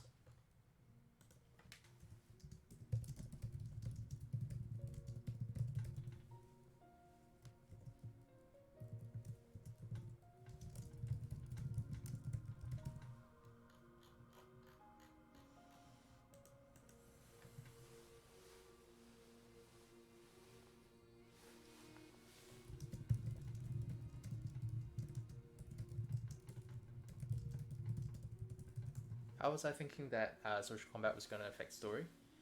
I was thinking that so basically, if you do things that make the opponent like you more, then that would affect the relationship that the opponent had with the player. So succeeding in a social combat encounter would lead to like rewards, maybe opening up new connections, opening up new options, new story quests and stuff like that. Basically, that's the success state of a social combat encounter. I could also do it within the same combat encounter. So, for example, if you were social combating a boss, then if you had a higher relationship, then you would get certain benefits to direct combat, or even maybe even end the boss encounter entirely. Whereas if you failed the social encounter, but that's a combat thing. If you're asking about story, okay, so if you're talking about story, yeah, so basically it would just increase relationship with the characters that you initiate social combat with, which would lead to certain options opening up. That's basically it. Effectively, it's the same fundamental system of story flags and relationship data, but with more ability for the player to affect it rather than just picking the right dialogue tree.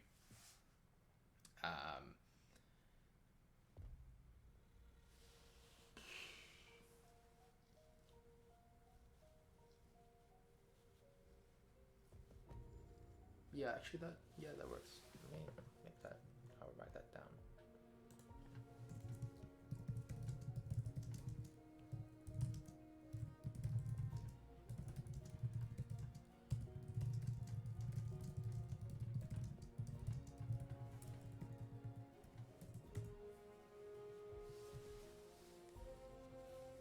That being said, you would want to go through the dialogue anyway to figure out from their interactions how to appeal to them in social combat. You could also do it by learning it by talking to other characters. So this isn't particularly useful for this stage of the demo because it's the early stage of the demo only has 4 characters and they're all generally liking each other. And because the demo technically only covers up to level 10, I don't want to go too difficult in the social combat, but I definitely would later on in the game.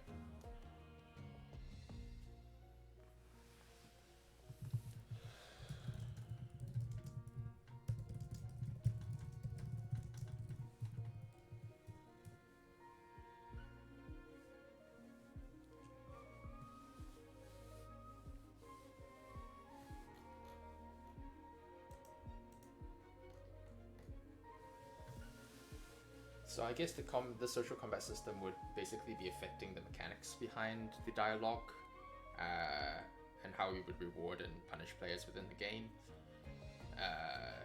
as an alternative method. So someone who's really skilled in combat would still be able to affect the story and get the benefits of going through the story without actually needing to go through the story.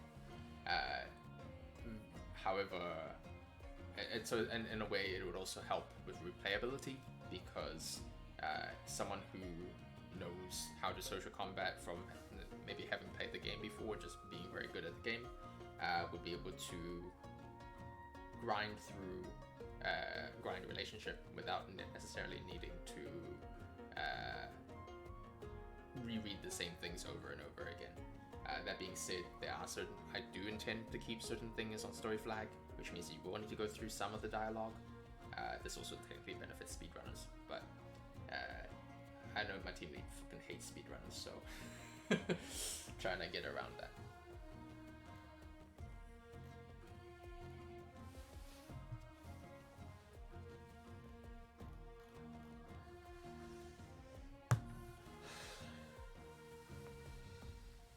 So stacking status effects based on conversational approaches of both opponent and player. Player required to wait down certain status effects in order to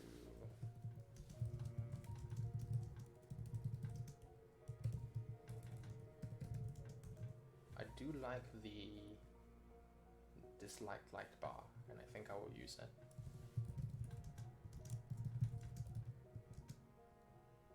I guess it's like a patience bar.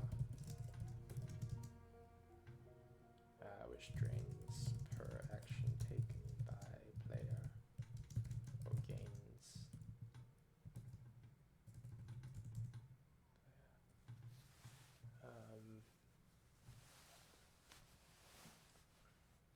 Yeah, patience bar. And the more liked you are by the player,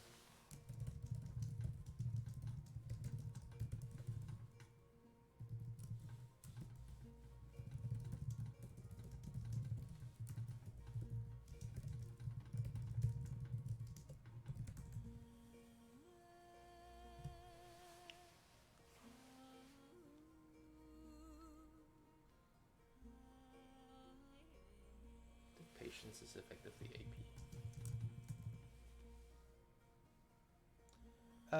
You said that you thought Asteria is just a game, but from what I'm saying, it's also an engine. Are you understanding that correctly? You kind of are, you kind of aren't. So it is a game. It is, however, also going to be very moddable. And one of the modding features that we have is the ability to write your own visual novels effectively. To use all the same tools that I'm using to write the dialogue system of the game. You can take that as you can, when you download an SDK, you can then actually write your own story in it. You can publish it. You can then play it via Asteria. So it is kind of an engine, and it's not really an engine. It's kind of a, I don't know how to explain it. It's a platform, right? It's not really an engine. It does all the same things that Ren'Py does in terms of the basic features, but you can do so many more things with Ren'Py than you can do with our thing. However, with Hysteria. However, if you don't have any coding ability and you just want to get things down on the screen, then we can provide that as a, I guess it's an option comparatively to Ren'Py. If you want to do more than that, if you want to change like the combat system or anything that is, if you want to change you do a combat system, whatever, then you would need to be able to code. But if you just want to have a pretty standard visual novel, then you could do it with Hysteria through modding Hysteria. I think business model wise, we are looking to in the future, if there's a DLC, if there's a mod that's really popular, we might actually rev share as DLC. But and I've already had some people say that they're keen to see what what tools that we're using for Hysteria, so that's pretty cool. Unfortunately, the demo is not going to be released anytime soon, therefore the SDK won't be released anytime soon either. I don't know if we're going to be modding the demo, like we're going to enable the modding for the demo, just because the demo is free. Let's be honest, the demo is free, and as much as I love to see people writing their own visual novels, and it would be great if they did it through Hysteria, I'd also like to make money from this game. We won't be charging much. I believe the current price that we're looking at setting for Hysteria is $10 USD. But I don't know, man. And then DLC will be independently priced. I have so much writing to do, my god. So much writing. This is level 10 and I've written, for like 4 months of, to be fair, infrequent work. But if we want to release this game with like solid quality, I'm gonna need to write 60 levels worth of dialogue. 10 levels is already like probably 50 to 60,000 words. So lots of writing to do. Lots and lots and lots of writing to do.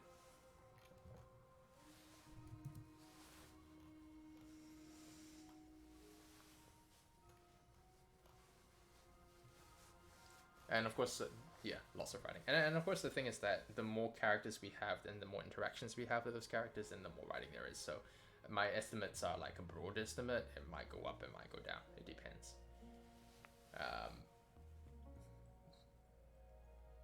And of course, I'll be doing all the other work as well. So like creating monsters, balancing systems, all that kind of stuff. So it's a lot of work. This is why I recommend that if you start with playing video games, you start with making video games. Don't start with an RPG. But I mean, I'm capable of handling it, but it's just a lot of work.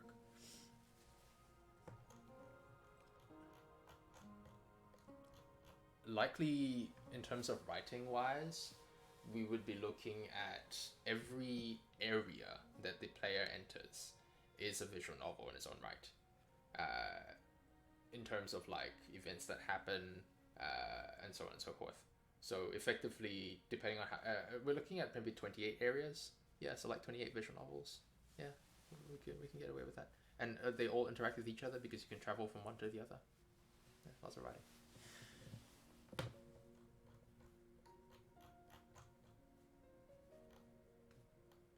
So I'm thinking that we get, and of course we have the skill tree system as well. So I'm going back to figuring out the social combat. But we have a skill tree system as well. So I'm looking to tie in this social combat into the skill tree. The skill tree currently has, like clusters for charisma and awareness, which are my combat and defense stats comparatively. Sorry, charisma and awareness, so offense and defense. So that will help in terms of like, I guess, the resources required.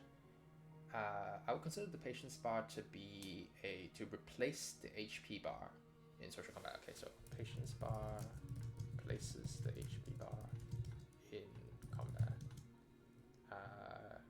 Enemy has patience in social combat, and player has patience as well.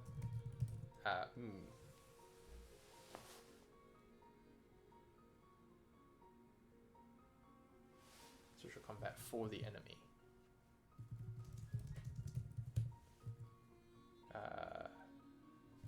Player does not have a bar.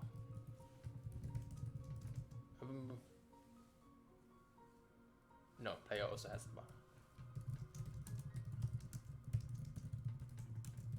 The only... So reducing a patience bar to 0 ends the social combat. Patience is drained from the enemy by landing a conversational approach skill. Can be regained by taking a positive one.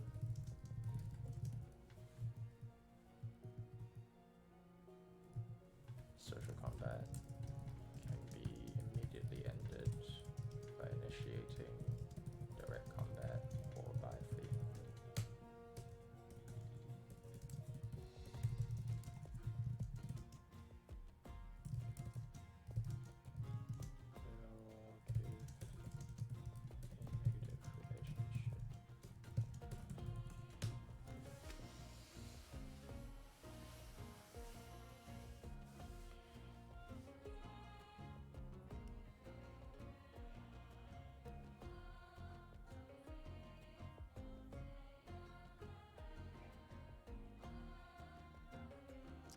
Do I want the patience bar to be time draining? I do not. Maybe I do. But it freezes in place. certain actions are taken at specific times.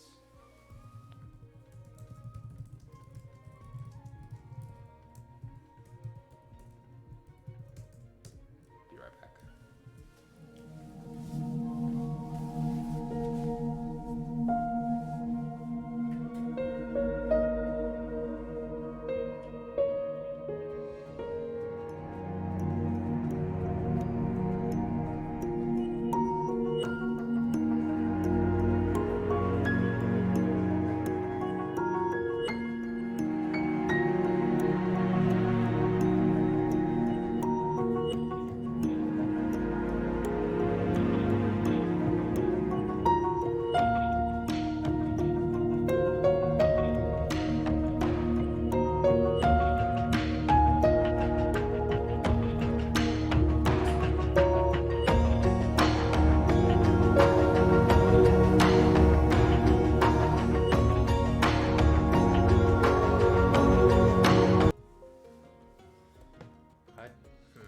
So the reason why I'm thinking about the draining over time thing is that draining over time, except if you take certain actions, puts a certain time limit on the social combat,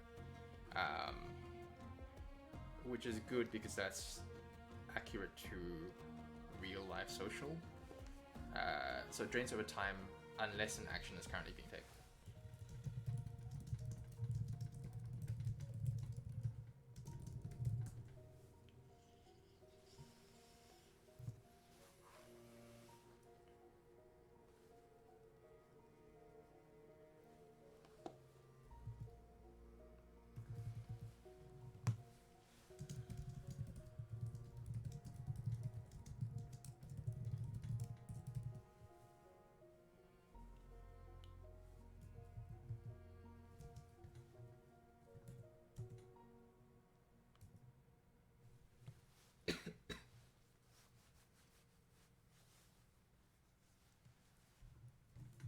Of self.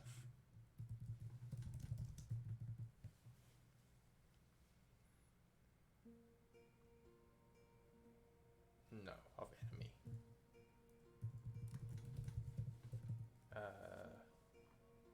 Player's patience bar doesn't drain.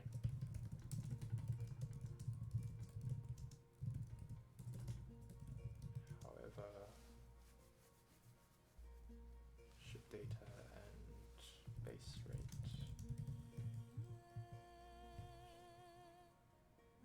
That has effect on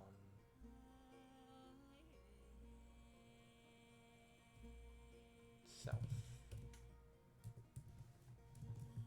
However,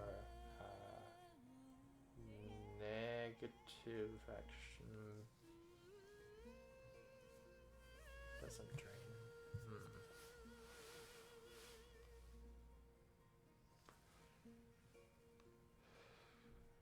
Can be, and that's my timer going off.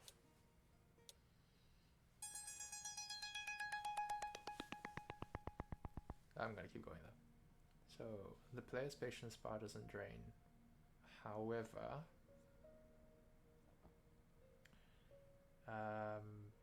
it needs to be a negative consequence because that's the fail. Oh, actually, it doesn't even need a fail state.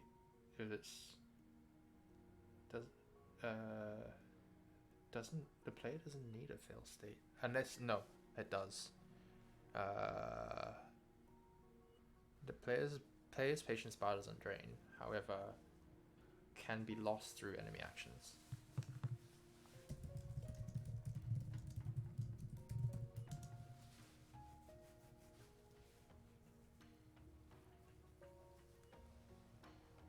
Like a baffle them with bullshit type thing.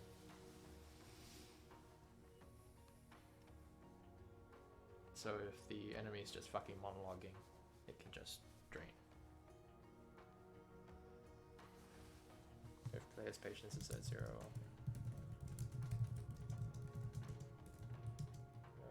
encounter ends. Gain negative status effect.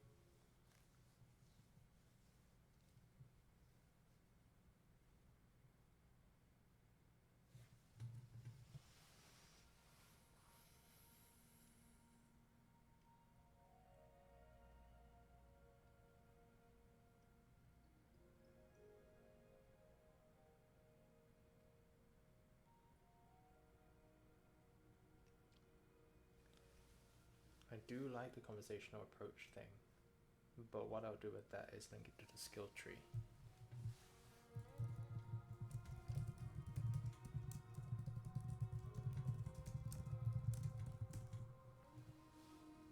So each of the clusters unlock a specific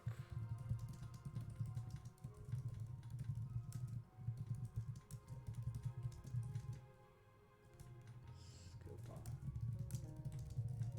which can be selected from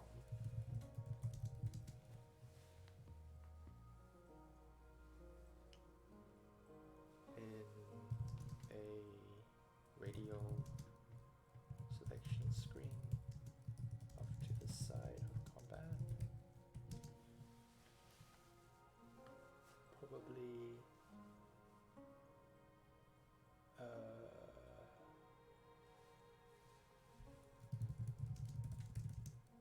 where the skill tree is, explore screen.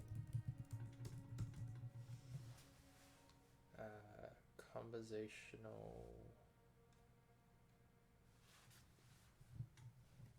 So each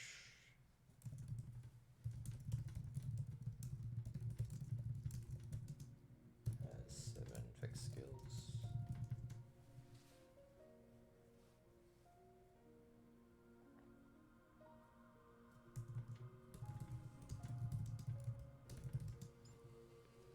Skills which grant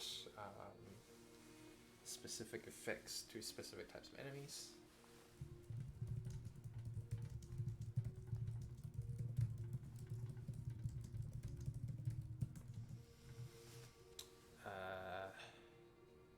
E.g.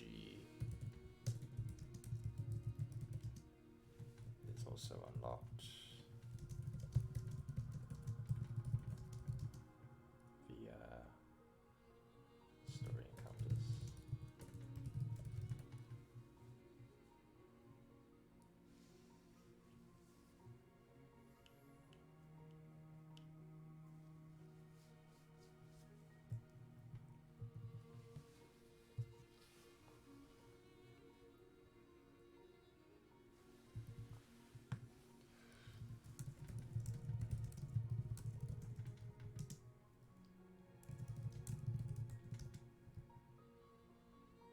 Stay silent.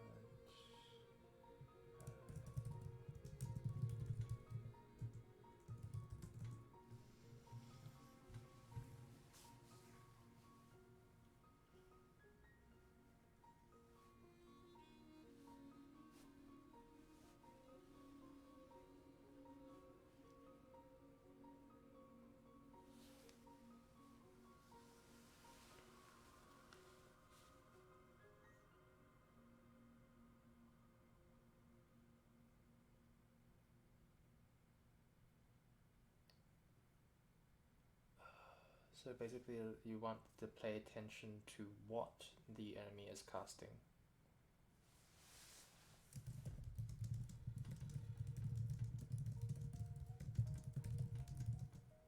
Cast the appropriate skill.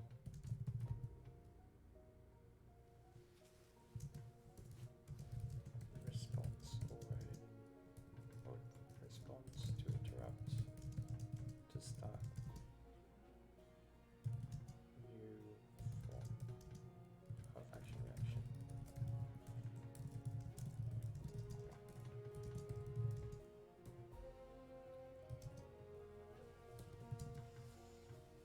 Default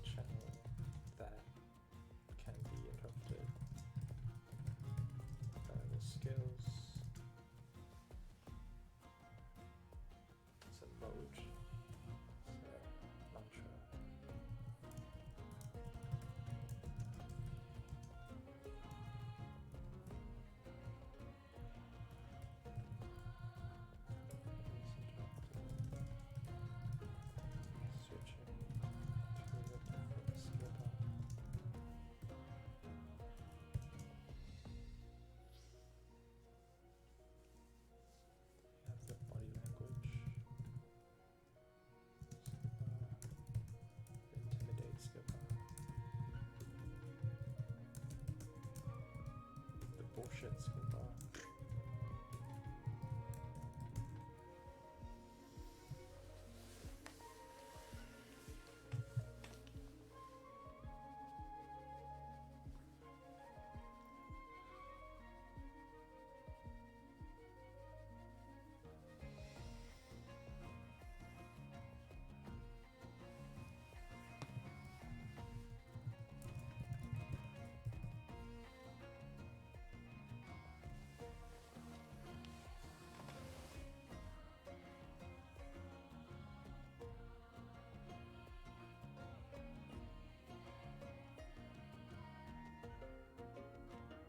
Problem is that UI wise you want it to be nearly instant.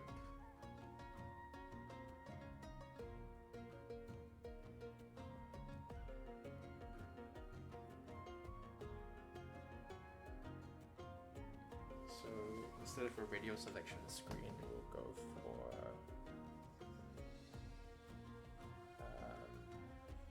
tabs. Where did I put that? Selected from in tabs above the target self button.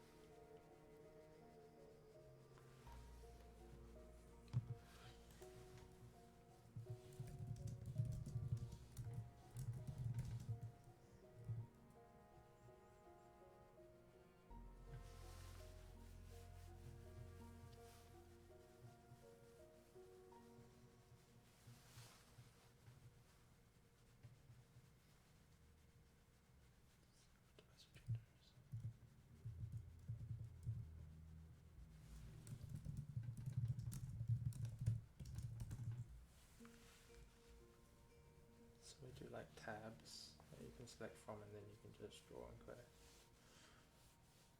Targeting above the skill target self skill bar. Above.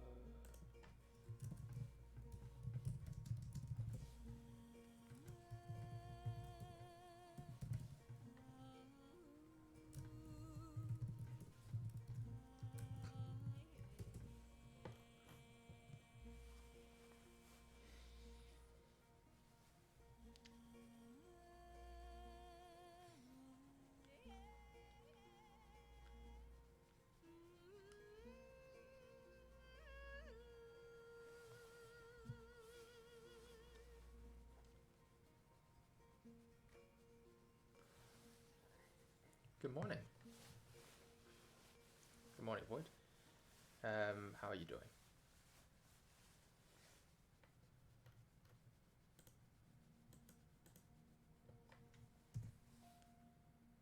Looking at like skills. So I've actually kind of finished a little bit of both. I have actually kind of finished my TTRPG, which I did earlier on the stream.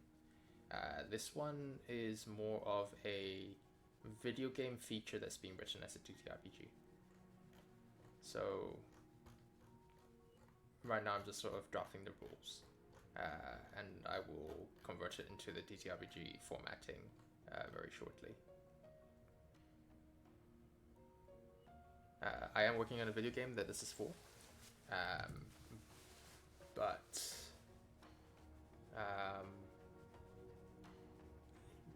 and so yes, it will be expressed as a video game. But yeah, I think I've gotten enough of a handle on the rules that I can probably write this up directly as a TTRPG. Okay, let me paper prototype it.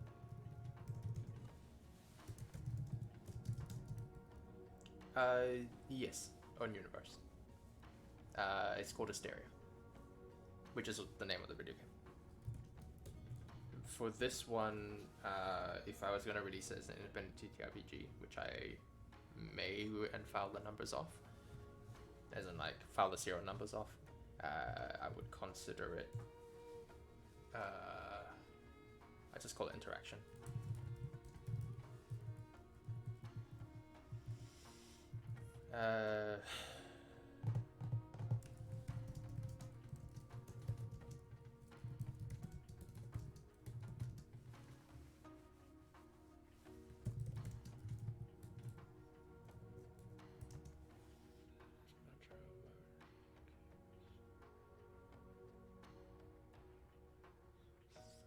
Skill bar. So yeah, I'm going to actually design this directly as a TTRPG now, because by putting my brain into a different mode, I might actually be able to find out more stuff about how it would be expressed as a video game feature. This is a TTRPG for 2 to 5 players, involving social combat.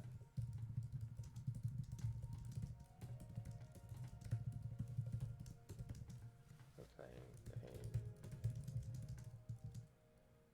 to create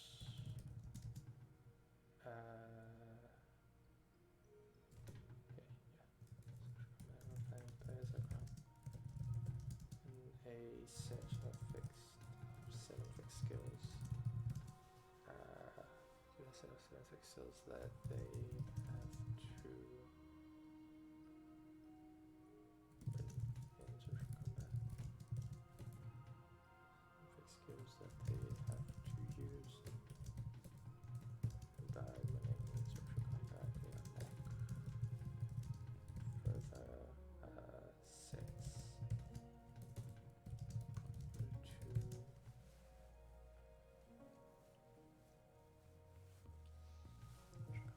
playing with an optional GM. So given a set of 7 fixed skills which they have to use to win in social combat. I'm going to for further sets of skills in order to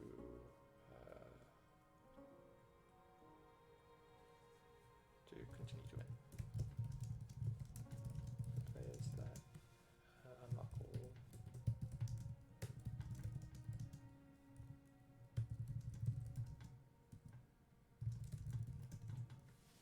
real simple rule set.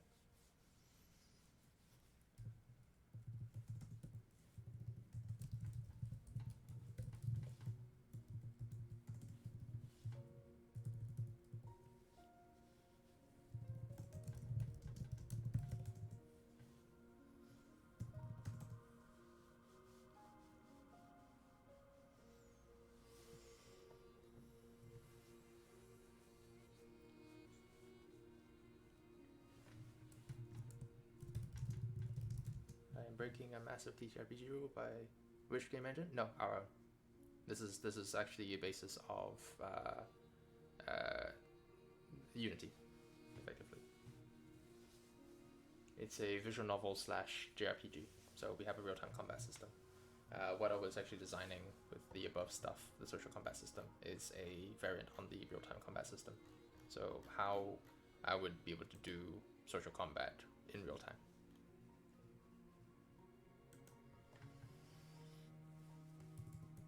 Which I think I've kind of got a handle on. It's effectively a variant of our actual combat system, but with slightly different resource and skills. Am I doing it on my own? No. I'm the writer and designer for the game. My team lead is actually the coder. So he's doing all the coding. So he's going to be, when I send in the submitted design, he'll basically just look at it and be like, this is not possible to do, this will take a lot of work, whatever, and we'll cut it down from there. So this is my initial draft.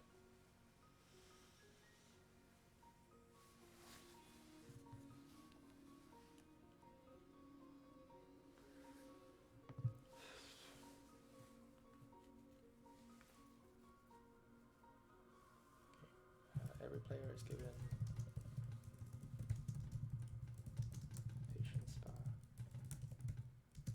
of a minimum of 5,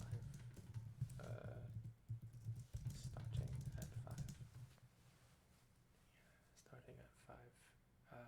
Players aim and target any other player with a skill from their given skill. Okay.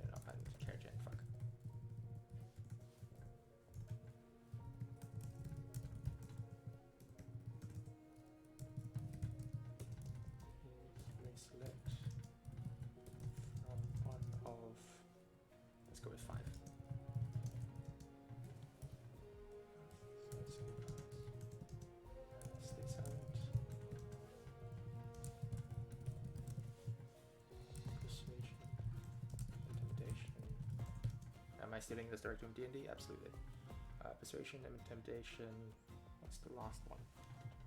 Oh, there's 2 more. I'm in design phase. The actual game itself is already in implementation phase, but I'm designing an entire new system. Hence the social combat system. So that the social combat system is in design phase. We are looking at releasing a demo when all the systems have been implemented. So as soon as the design is approved, we are implementing immediately. Combat system is working, story system is working, exploration system is working. So basically, the demo is mostly done. Well, it is up until I introduce an entirely new system with the social combat, but it is playable currently, just very janky.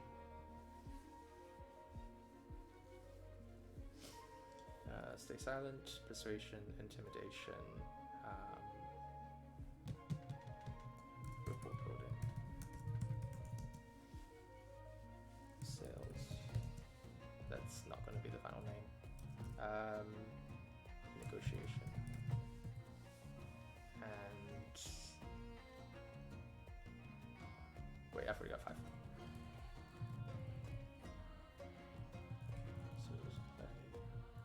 Select from 1 of 5 skill bars to begin with.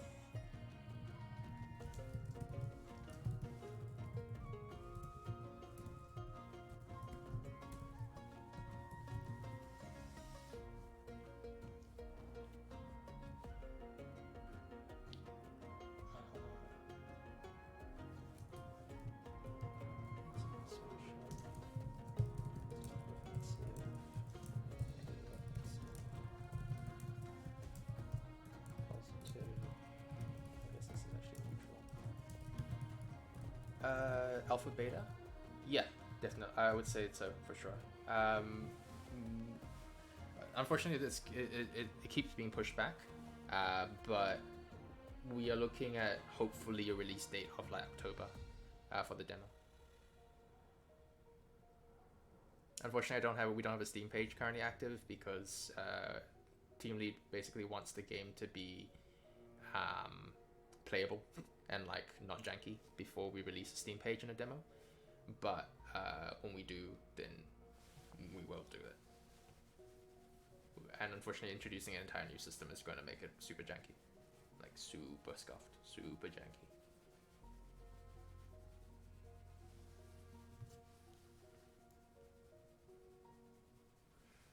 I wish I could give you a firm timeline, but we don't have a firm timeline. It's just, and because it's just basically 3 of us, the coder, my team lead, coder who is my team lead, myself, and the composer, we can't really give a timeline in that respect. It just depends on when the work's done.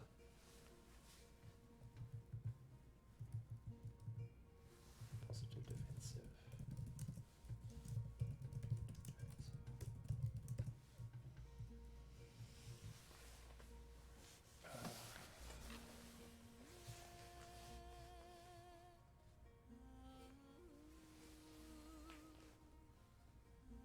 No worries. Follow me if you want to watch me actually do work on the game itself, which I do on weekends, my time. So tomorrow and the day after, 5 to 7 p.m.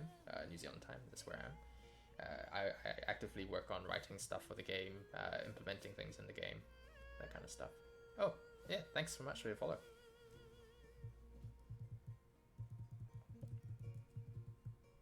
So yeah, I do stream that every weekend. So and I do have a YouTube channel as well where I post the VODs, so that people can go back to it for devlogs if they want. This is encouraged. So doing that is no problem for the others, as in like me posting my work on the game. Yeah, this actually been encouraged by my team lead. So because we would like people to play our game, and it helps if we are streaming everything, I guess. So my team lead used to stream coding the game, but he's since become, I guess, a little bit too busy to stream, so he doesn't stream anymore, but I'm happy to do that. And he occasionally shows up in my stream anyway. $10 USD. is what the final game will be. The demo is free. That being said, the price might change during the course of development because there's a lot of writing involved, and I might ask him to charge more because I want to be paid more. It's a rev share contract in part, so. But you know, I'm very open to community feedback.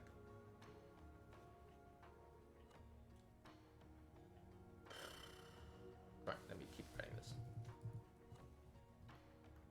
But otherwise, I think just in general, you can join our Discord. We do have one. And like, yeah, just tell people about it, I guess.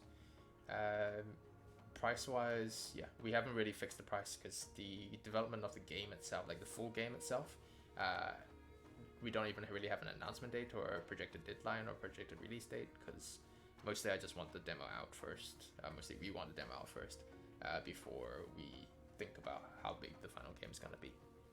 The demo goes up to level 10. This is a level 60 to 90 level game.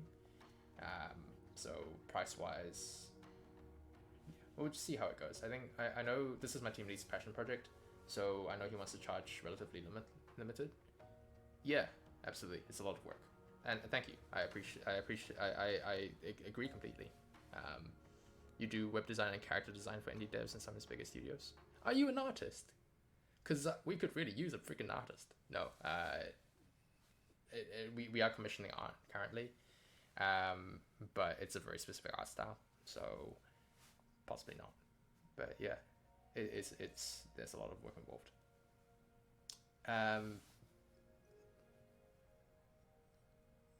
Okay, let me get back to writing. So, but I will still obviously be checking the chat. Every patient assigning 5 place can target any other player with a skill from the given skill bar, which each has a casting time which they have to wait out. I guess there's items required.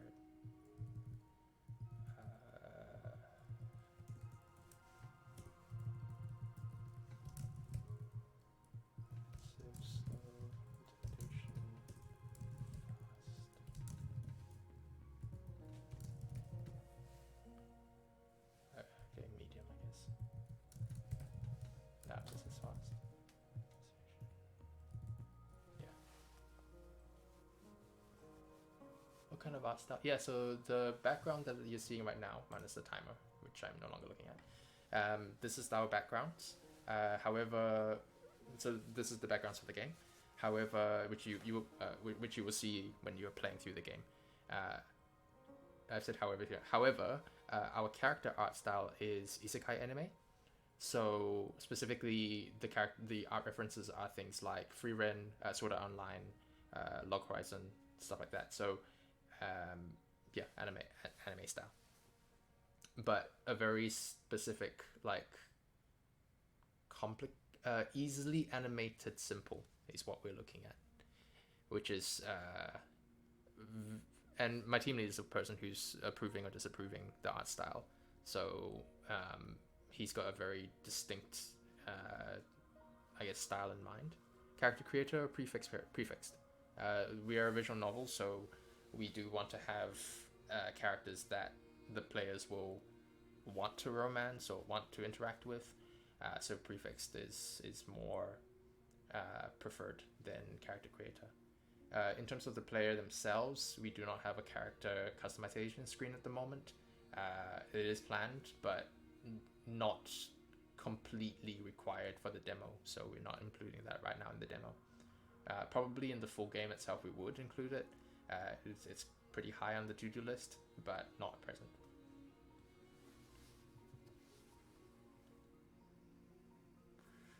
Ironically, so even though we are a visual novel which is catered to, you know, relatively male players,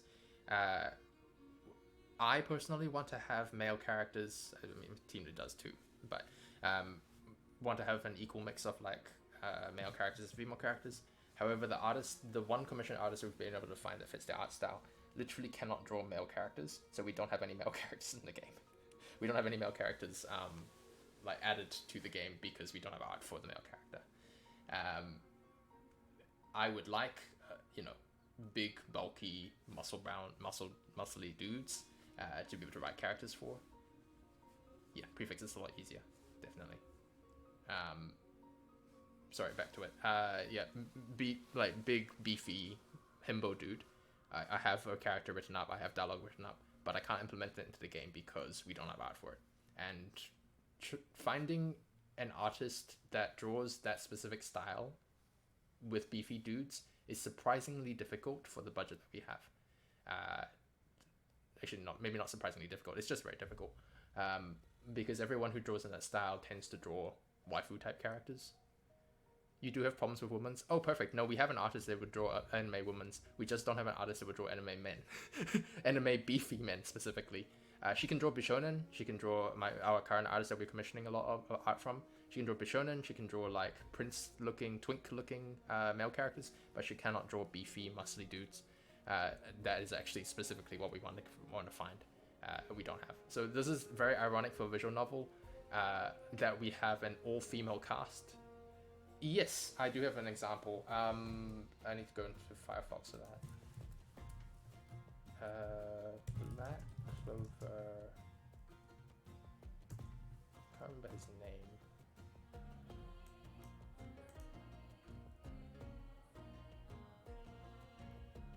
This guy, which I cannot remember the name of. Not looking like that exactly, but like actually in it. That guy in the background there. That kind of look. Yeah, that is hard. That's not so hard. Sorry. Well, how much are your commission prices?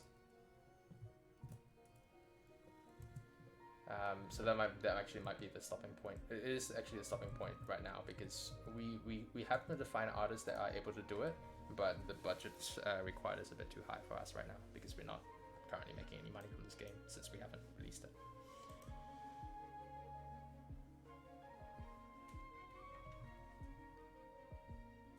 Yeah, it depends what the art style has to be at the end of the day. Let me show you, I guess. Oh, I've closed down my my Unity because I didn't want the lag on my computer today. But I can show you an example of what our current art style is if my freaking thing would open.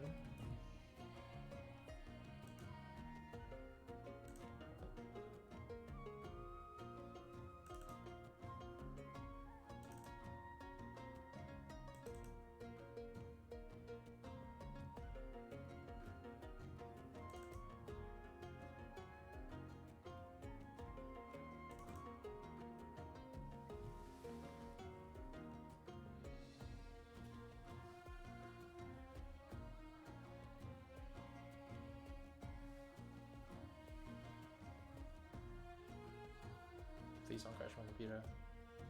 Oh wait, why is it an extra? Don't care about that. Oh, this is a meta file. Oh, my bad.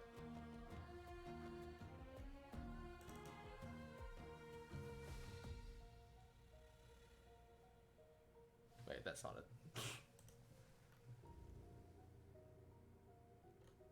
Oh, I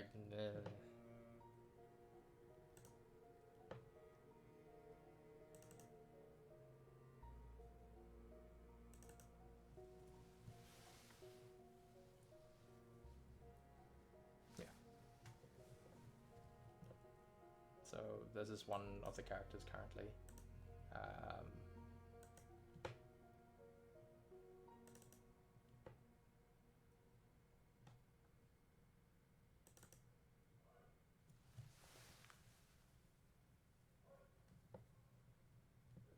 Yeah, so simple, relatively easy to animate, which you can see because there is animation going on. And yeah, so my team lead is a environmental artist in his day job, so he can do basic animation and has, but we need the base art.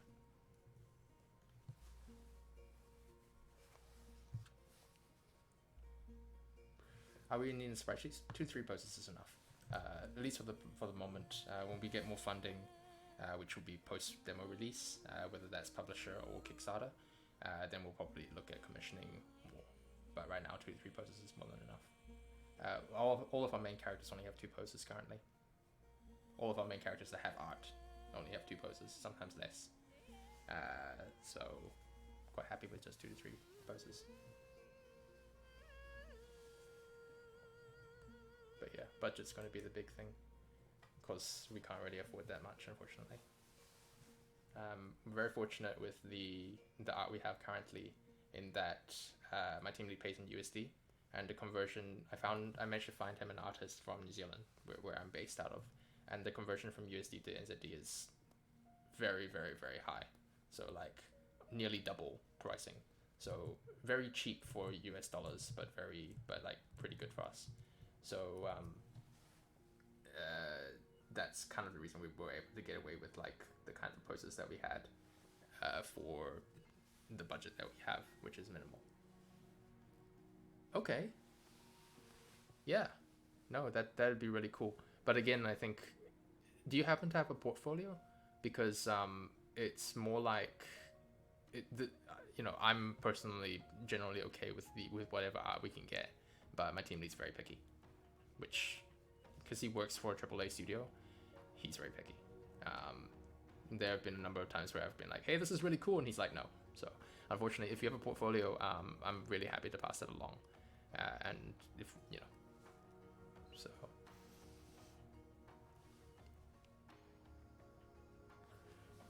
Being picky with like no budget is the worst. Anyway, that's me bitching. I'll get back to it. But yeah, no, feel free to PM me. Feel free to like add me on Discord if you want, and like just send over, or just like link your portfolio, whatever the case is. However you want to contact, I'm open to contact, and I'm open to getting. And please send me your portfolio. That would be much appreciated. Discord. You can send it so you the other day. Where's the Discord? So our Discord link is I'll pop in the chat.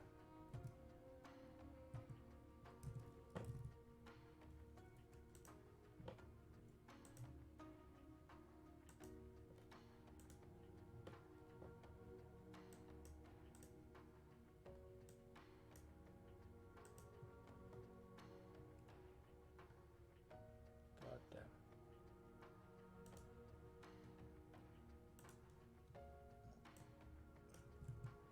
Yeah, no worries. I'll just chuck that in.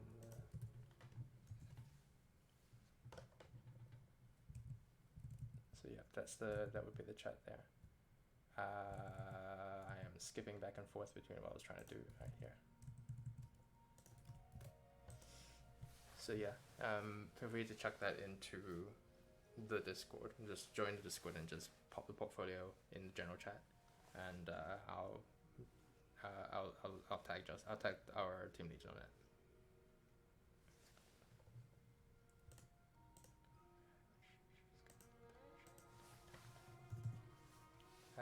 Each has a custom time which they have to wait out before they can use the skill.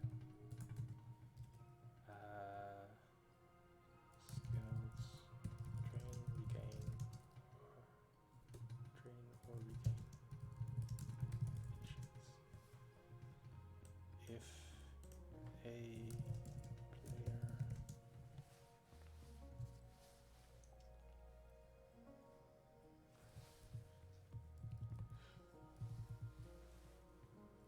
reaches patience 0, the last player that had a targeted skill on them wins. This may drain or regain patience for themselves, or player reaches patience 0, the last player that had a targeted skill on them wins.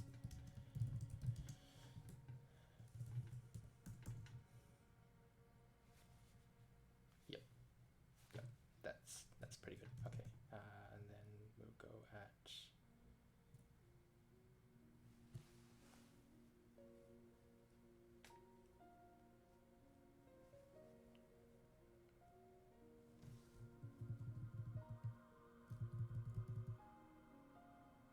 $25 for 2 to 3 characters, depending on the revisions.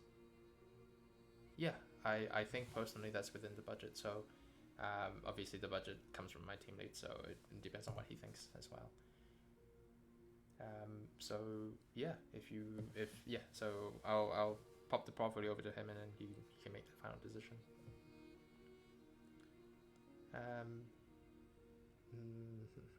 Let's keep going now. Let's keep going for this. Thank you so much, Void. I really appreciate that. But yes, if he says no, please continue to follow me and stuff like that. And yeah, just really happy to have you on the stream.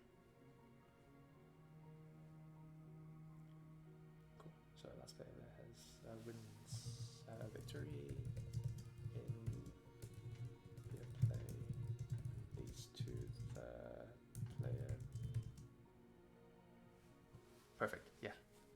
No problem if he doesn't like my work. It's fully professional. Yeah. No. Thank you. I appreciate that. Victory via draining patience to 0 leads to the winning player getting the skill bar of the losing player. Skill bar of the losing player. It's if the skill the winning player already has that skill bar, then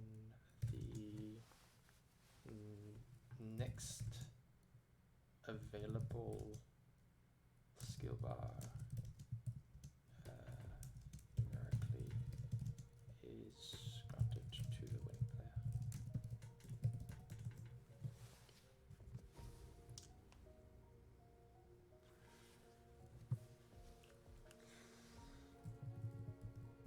I have been working on Unity too long. The skill bar and the next available skill bar numerically is granted to the winning player.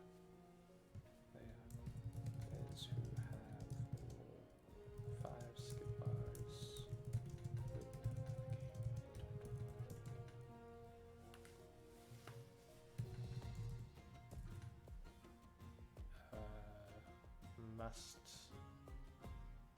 Players may only choose 1 skill bar per game. Players may only choose 1 skill bar per game. Skill bar per session, per round. Skills on the skill bar.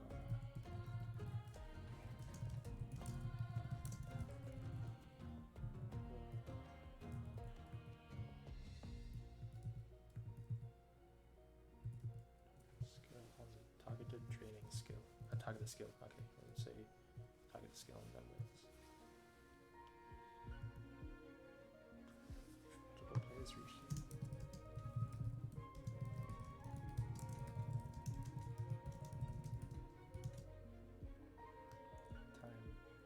The player with the highest patience remains.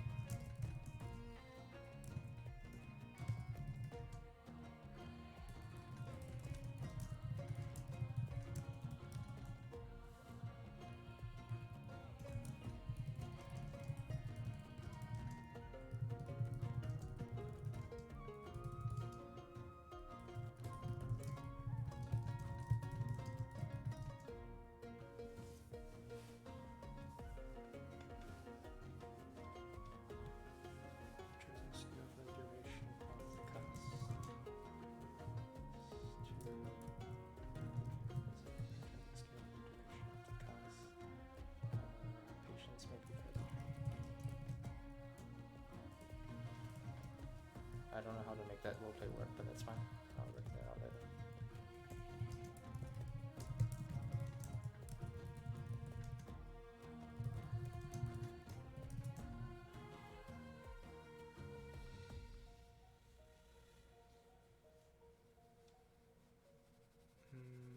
Okay, so we'll do turn-based actually. turn-based? Not turn-based. I did say it was 2 to 5 players, so it could get really noisy. Let's see for infinite time. Defensive default infinite time.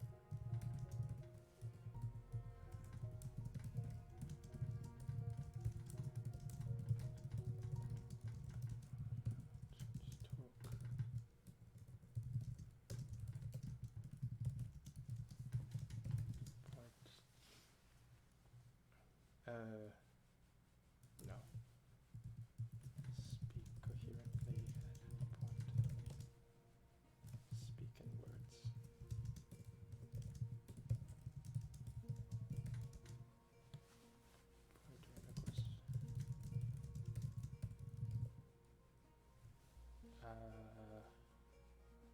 Wait, this is not really feasible in a tabletop setting.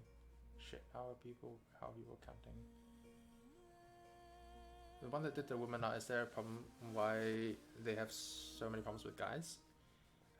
She only draws women and twinks. I think it's just a matter of like how much she studied, well, how much she actually practiced in drawing art, certain body types. So she can draw male or female just as long as they are of a very specific body type, which is slender, which is also typically, you know, like shoujo and anime related stuff. Whereas big muscle bound hunks are not usually something that type of anime does. So she just didn't study it, and she just isn't practiced in drawing it. Yeah, hunky, beefy is a problem, apparently. So I think she said she would be willing to try, but it would cost a lot, and she can't guarantee the quality. So given that, my teammate just said, don't worry about it.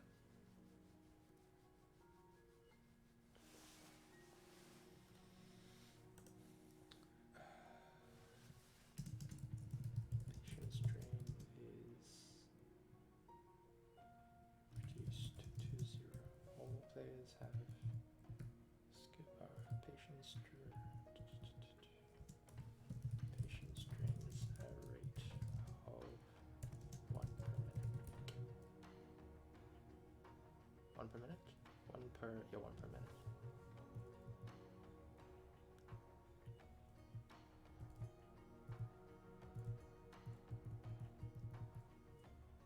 Strain. Patience passive drains reduced to 0. 0.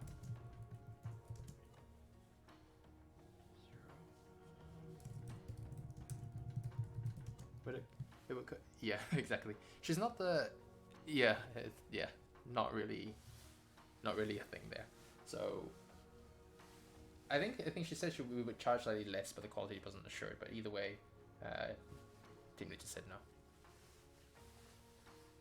Or rather, it would cost the same, but the quality is not assured. So yeah, effectively more costly and less with less quality assurance. So yeah, no. But you know, her female artist was good enough. Was frankly amazing enough that my team was just like, you know, willing to give her benefit of the doubt. But not enough that if the quality assurance was brain's not working anymore. Basically, no hunky beefy characters out of her. But if she ever, you know, is free again, has slots open up again for female, for art, then we will very happily take her again for females. Just that right now we have, okay, no, I said that she currently doesn't have commissions open, but if we have more, if the commission slots ever open up again, and we have more female characters, then we will probably commission her again. But right now our characters are locked because I don't want to add more characters, so I have to do more writing until the demo is released. But probably once the demo is released, we will go back to we will add more characters and therefore commission more art.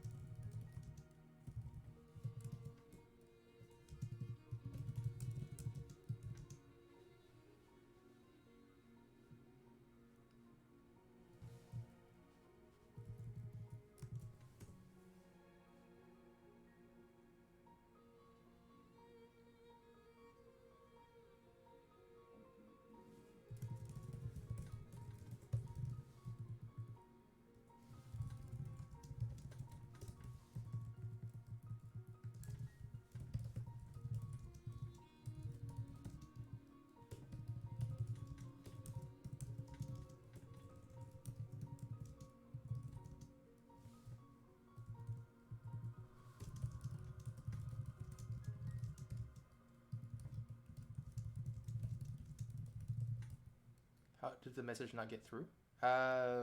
Which message? My Discord message?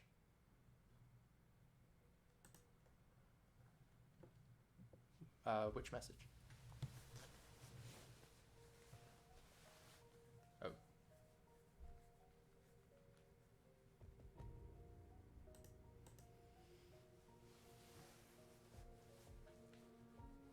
Maybe I'll just check Twitch chat.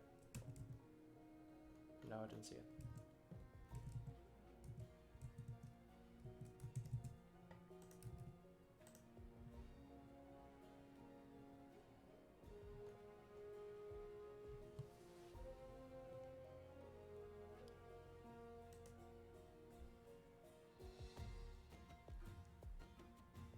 Yeah. To your message about getting a commission. Yeah, absolutely. Yeah. Agreed.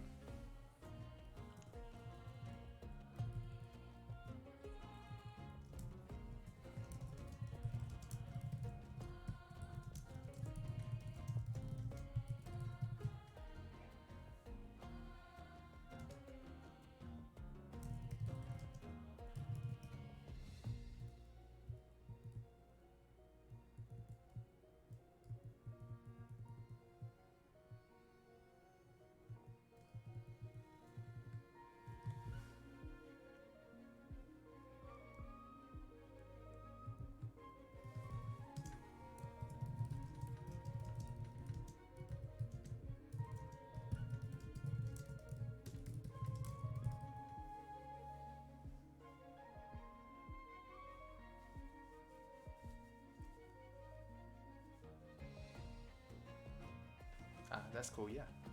Definitely commission-based, art-based, work-based, results-based.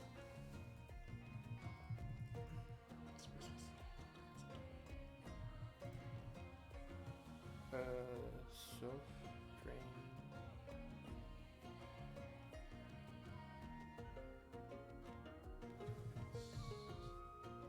So, if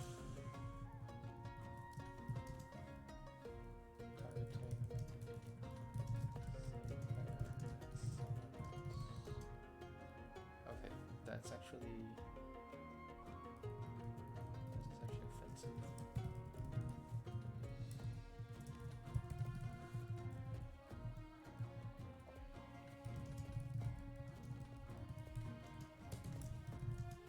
Did I work on this design for 5 hours? No, I did. I created a new TTRPG, which I've already sent off to playtest, and then worked on one that's ongoing.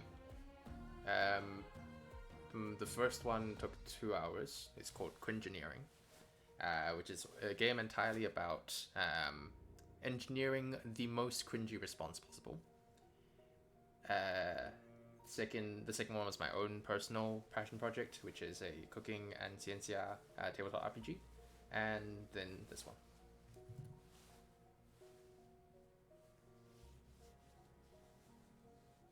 Players affected, drain. Players affected. The player affected.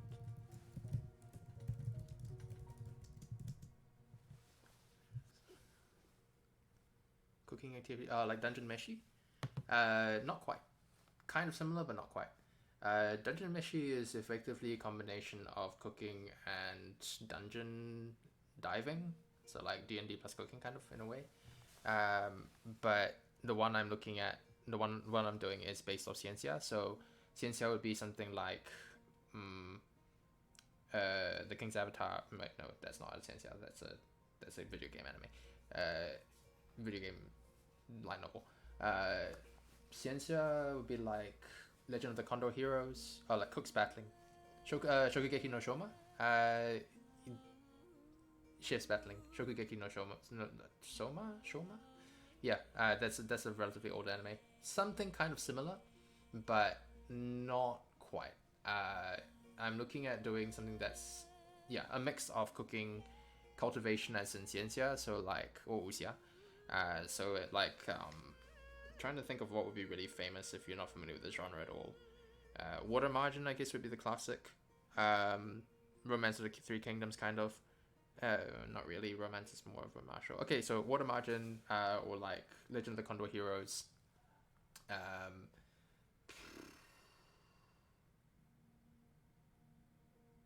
Ciencia in general.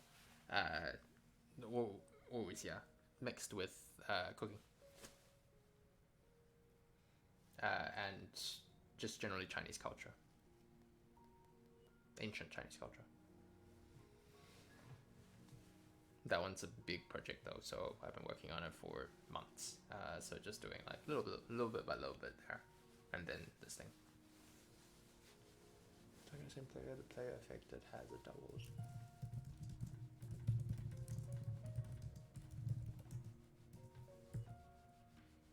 Takes double patience damage.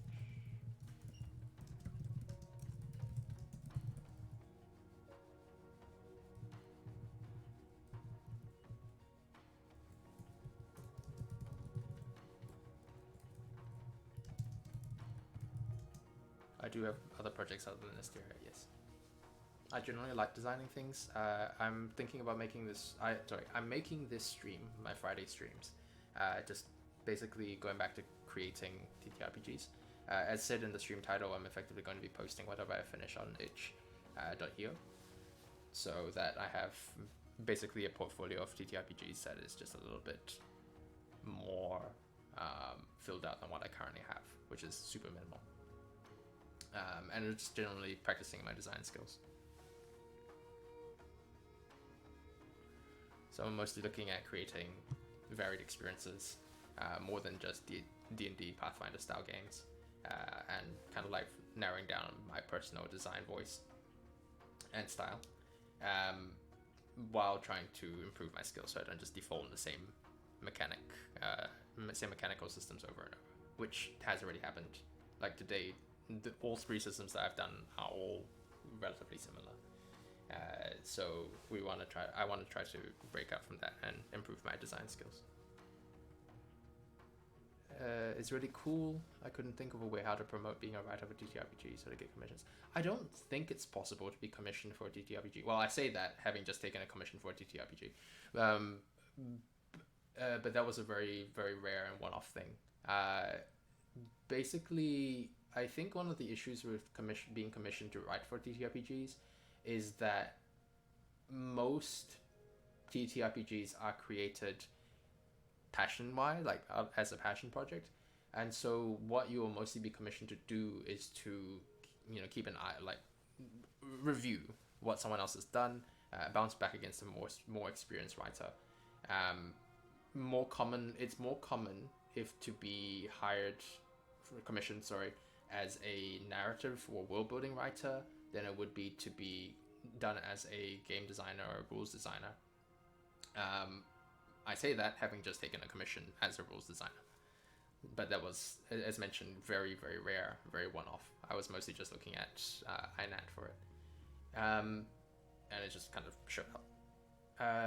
The main trouble being that most people who are involved in writing TTRPGs are very happy to just do their own thing. Whereas if you want to be hired as a designer, if you're looking at the adjacent video games industry, a game designer is a super senior role, like super senior. So most of the time you'd probably just be doing it yourself, starting up your own thing, doing your own sort of stuff. I think there's room in the industry for like a collaboration, but for the most part, I think anyone who's really passionate about TTRPGs and who homebrews already doesn't really want to pay money for other people to do rules for them. I think there is a market. I just don't know how to find that market, I guess, which I guess is the same problem that you could think of. I'm actually building this portfolio not as a TTRPG writer, but for my goals of being hired at more video game studios. Because TTRPGs are the easiest way to prove your game design ability.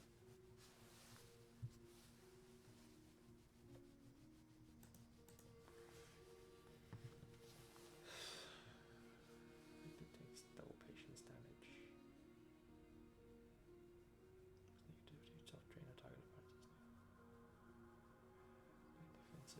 selecting the same player as someone else.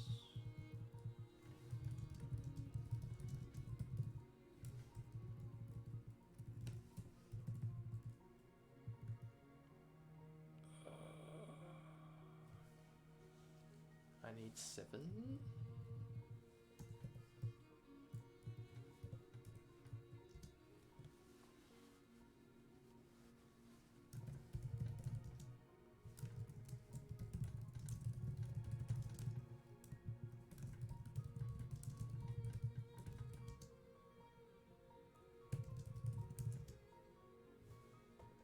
I think so no, it should be an interrupt.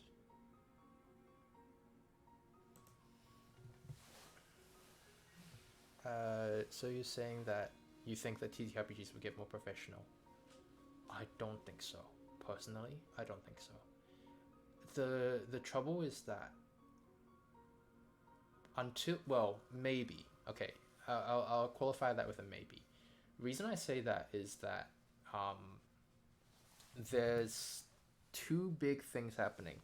So TTRPGs, the wider sphere of non-D&D and Pathfinder TTRPG. Well, okay, no, let's put it this way. D&D and Pathfinder are a growing duopoly market. However, most people who get into the hobby of playing Pathfinder or D&D or Shadowrun, Daggerfall, whatever, they very rarely wander into the smaller TTRPG sphere, because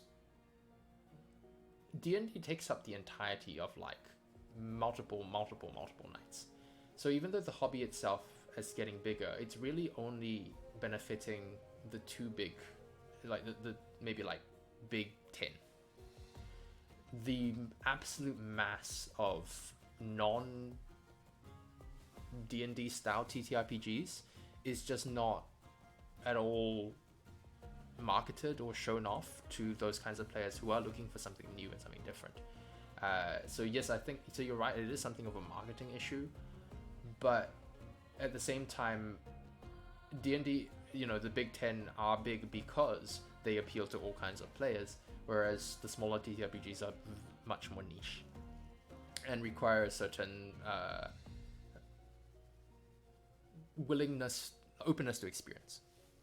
I think it is possible to do, but I just don't know how to connect, or I don't know how the hobby as a whole is going to connect more independent TTRPGs to players, especially because TTRPGs as a rule, except for the solo ones, all require collaborative storytelling. That's kind of a genre or an industry rule. So you need to find multiple players who are willing to do these, to engage in these rule sets. And so as a result, the market is, and because of the current conditions of the market, that a lot of these more independent TTRPGs are very cheap, there's no money to be made out of this. So at the same time, it's really difficult for players to actually find and sort through the morass of all the independent TTRPGs that exist out there, like Drive-Thru RPG and all the platforms for them, H.A. being one of them as well, in order to find the right thing. But D&D after all is pretty young, and TTR now getting to video games instead of board games is giga. I don't know whether a TTRPG video game is really strictly considered a TTRPG any longer. Yes, the conversion of like Baldur's Gate 3, Divinity, and so on and so forth, but that's not really a TTRPG any longer. That's a video game that happens to have the TTRPG vibe. Sorry, it's not a D&D game, you're right. But it's fundamentally, video games are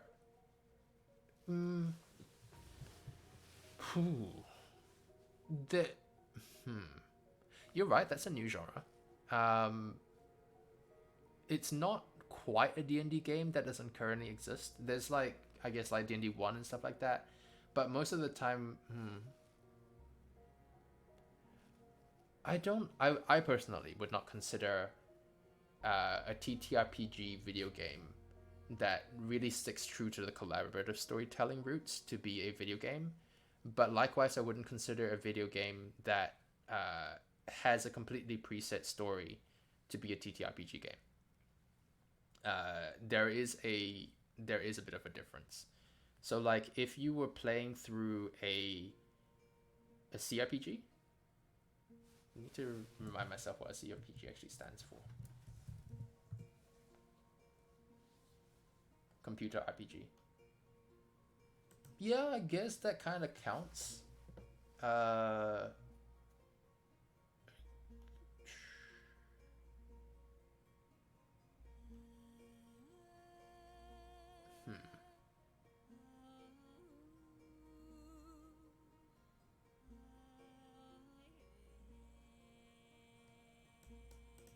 Okay, I see what you mean. So it's like a very stat-based, stat-checky kind of RPG.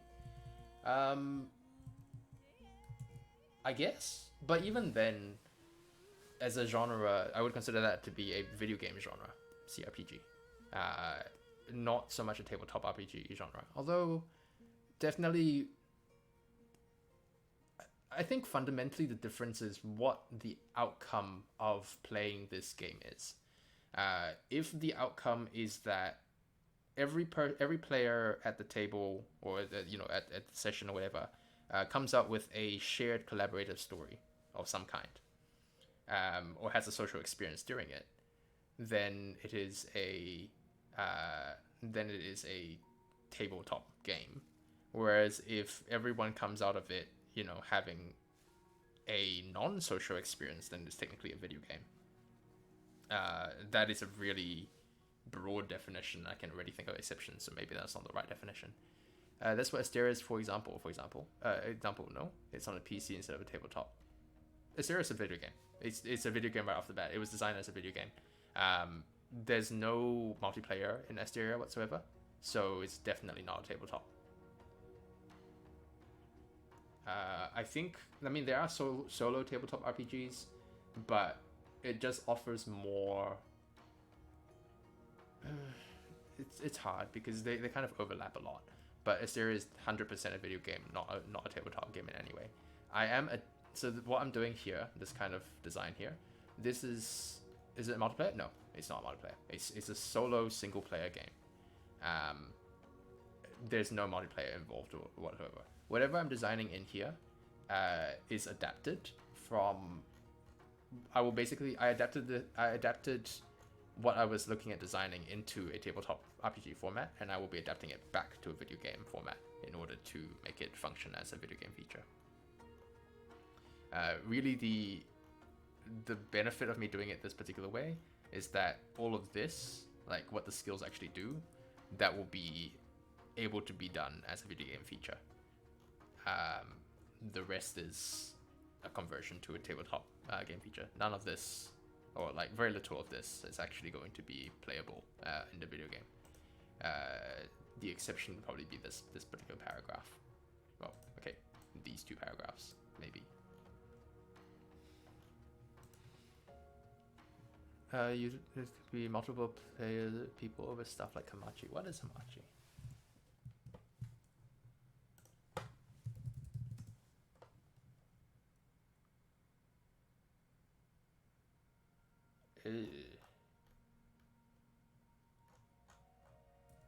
Maybe? Probably not though. We're not likely to be doing multiplayer for Asteria. Asteria is pretty much a solely single player experience. I think if we wanted to add multiplayer support in the future, we might, but it would be very, very, very far in the future. And also it wouldn't be my call anyway, since I'm not coding. It'd be my team lead's call. Dedicated servers, I guess, but I would have to rejig the entirety of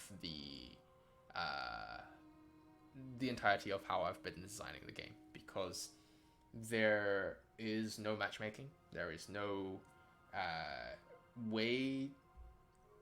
I guess, if I were talking about adaptation, I guess we could absolutely adapt it to become a TTRPG style kind of game, but it would require a lot of coding and a lot of adaptation. So that's not something that I think we'll be doing right now. If in the future I decide, I or the team lead decides to make Asteria into a tabletop role-playing game, we would be building it from scratch, effectively. There wouldn't be anything to do with the actual game itself. Yeah, absolutely. We're way too far developed to do a revamp into server structures. But yeah, I wouldn't mind actually turning Asteria into an actual tabletop game, but I think we would, first of all, well, two things. First of all, I need to actually define the setting a bit further, because right now I've been writing the setting as the player, as we implement it. And secondly, I would need to also figure out how it would actually support multiple players, because right now everything is balanced and designed around the single player of the video game experiencing the world, which would you say is Solasta? Hang on, now I need to double check Solasta. Remind myself, what is Solasta?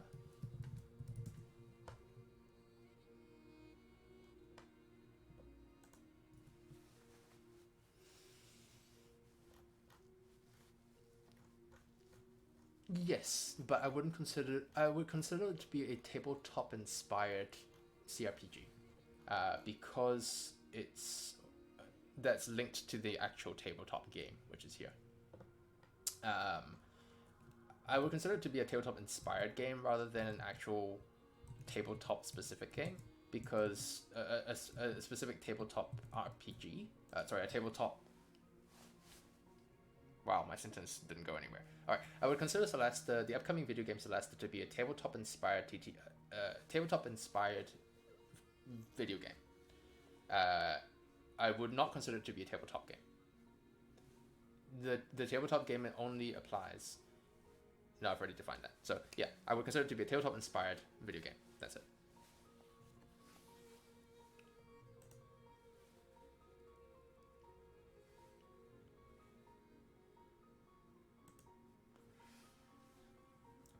I wouldn't consider it to be a tabletop game in a video game.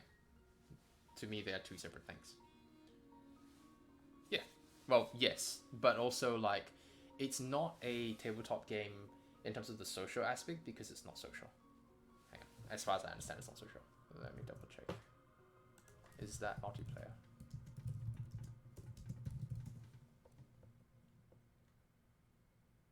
Yeah, single player. It has multiplayer?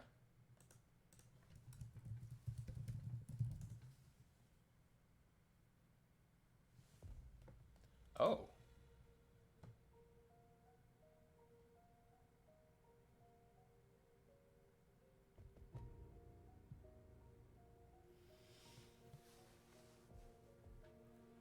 Okay.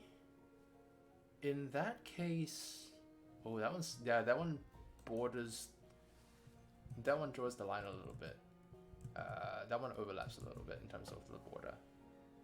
I would then consider that to be a tabletop.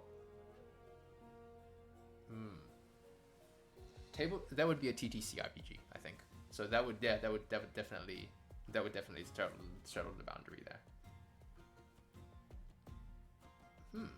I'd be interested to see more independent, non-D&D style TTRPGs that don't follow the D&D Pathfinder sort of formula. Do a CRPG. I think it'd be really interesting. But you're correct. I think that is considered to be both the TTCRPG in a way. So I think it's a niche that can actually involve. Yeah, I would agree. I just don't know. It's a very. We would need a network savvy programmers in order to implement, and it would be very hard to find people who are willing to do that.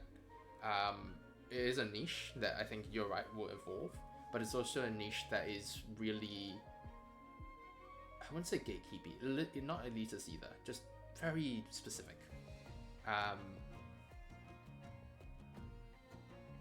That being said, I'm currently part of a project that is doing something similar. Yeah, I'm doing a project that is doing something similar, which is another social combat game, effectively. That's clearly one of my interests, because that's in everything I do. Which is effectively a social experiment. done through online multiplayer, which I guess would kind of be an independent TTRPG is converted into a CRPG. Yeah, I would. Yeah, okay, that's fair. That's totally fair. That is definitely something that happens. I just don't. No, I would agree. If Asteria had just started and as an indie dev, if they would have a budget of 5 million or something, they could do something like that too. Yeah, 100%. I think as a straight up design challenge, how would I convert Asteria into a tabletop role playing game or TTRPG in that respect? Yeah, I'd be very happy to try. It'd be really interesting, I think. I'd say it's relatively easy as soon as you have a set of mechanics, because you can just directly translate it over. You know, make adaptations based on having multiple players, but it's not so difficult to do that.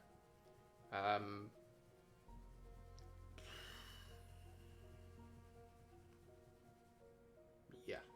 Okay, I need to go back to actually working on this stuff, because this is the stuff that will actually show up in game, so I need to actually write it down.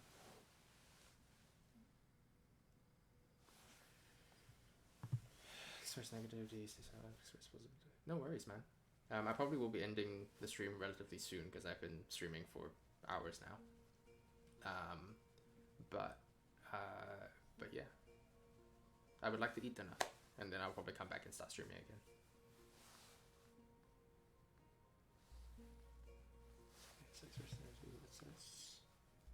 Defensive target to 30 seconds. So patience bar drain is about 5 minutes plus. Passive movement time. Not target any. Patience passive drain is reduced to 0.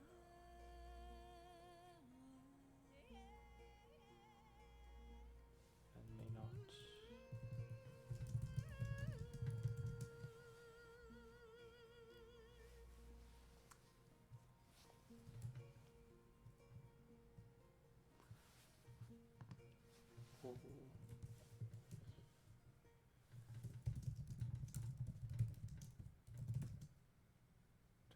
Drains on.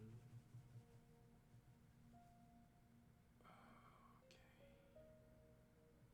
So actually, the stay silent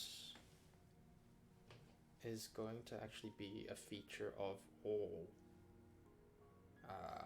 skill bars, because that's useful no matter where the fuck you are. Okay. So I guess I have to rename the skill bar.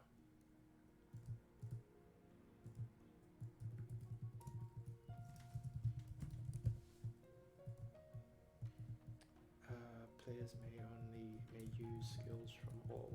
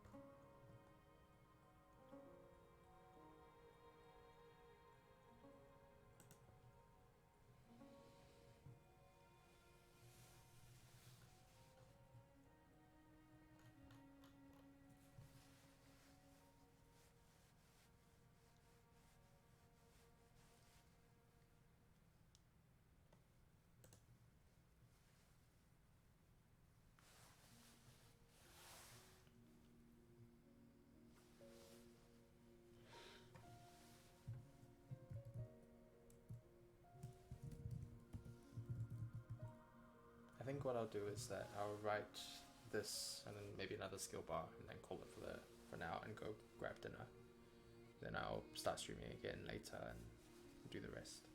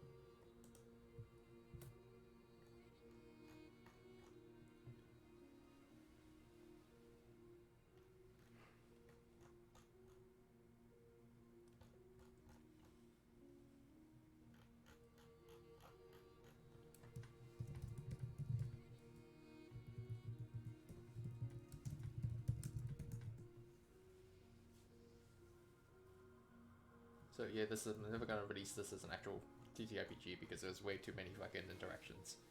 But it will be really useful for Asteria. Cool. I'm gonna call it there for now. Holy shit, it's been like 6 hours. And I'm gonna go eat dinner, and then if my brain, then I might come back on later, or sometime tomorrow. I will probably be doing some more social combat design tomorrow as well. Anyway, okay, no, change of plans. What I will do is,